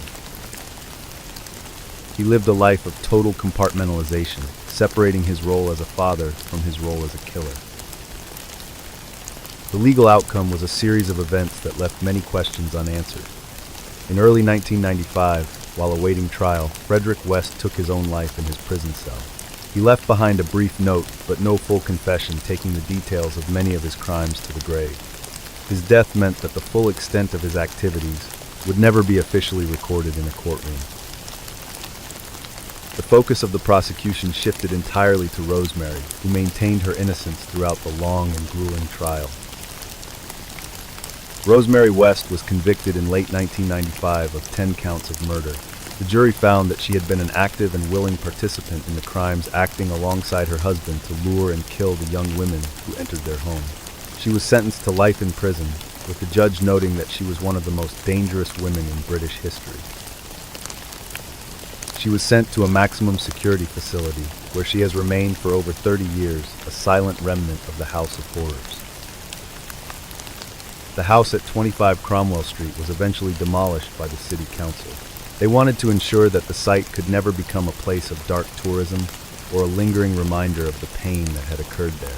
The rubble was crushed and the foundations were removed, leaving an empty lot that was eventually turned into a public walkway. It is a quiet, unassuming path that looks like any other in Gloucester, but the local residents still avoid walking there after the sun goes down. Now, in the fading light of a high-security hospital wing, the last witness of Cromwell Street is reaching her end. Rosemary West remains in prison at the age of 72. Recent reports from the facility indicate that she is in failing health, suffering from chronic respiratory issues and limited mobility. She has never expressed remorse for the victims and has never spoken publicly about the details of the 1990s investigation. She is one of the longest-serving female prisoners in the United Kingdom, a woman whose life is defined by the silence of a house that no longer exists. There is a specific kind of stillness that settles over an empty lot where a house once stood. It is a place where the air feels thin and the shadows seem to hold a different weight. The concrete patio is gone and the garden has been reclaimed by the grass and the weeds. But for those who remember 1994, the ground at Cromwell Street will always be a site of profound and heavy memory. It is a reminder that the most terrifying secrets are often buried right beneath our feet. The stories of the 1990s are filled with these moments, where the ordinary reveals a hidden darkness. From the silent dormitories of Germany to the golden Velds of South Africa, the shadows were always closer than they appeared. These were the years of the Phantom in the Mask and the Prophet with the Saw, a decade where trust was a fragile thing that could be broken in a heartbeat. The rain continues to fall against the window, a steady, rhythmic sound that carries the weight of the past. If you found these stories of trust and darkness compelling, please consider following for more deep dives into the strange and the mysterious. I would be happy to research another set of case files or a specific decade for our next session.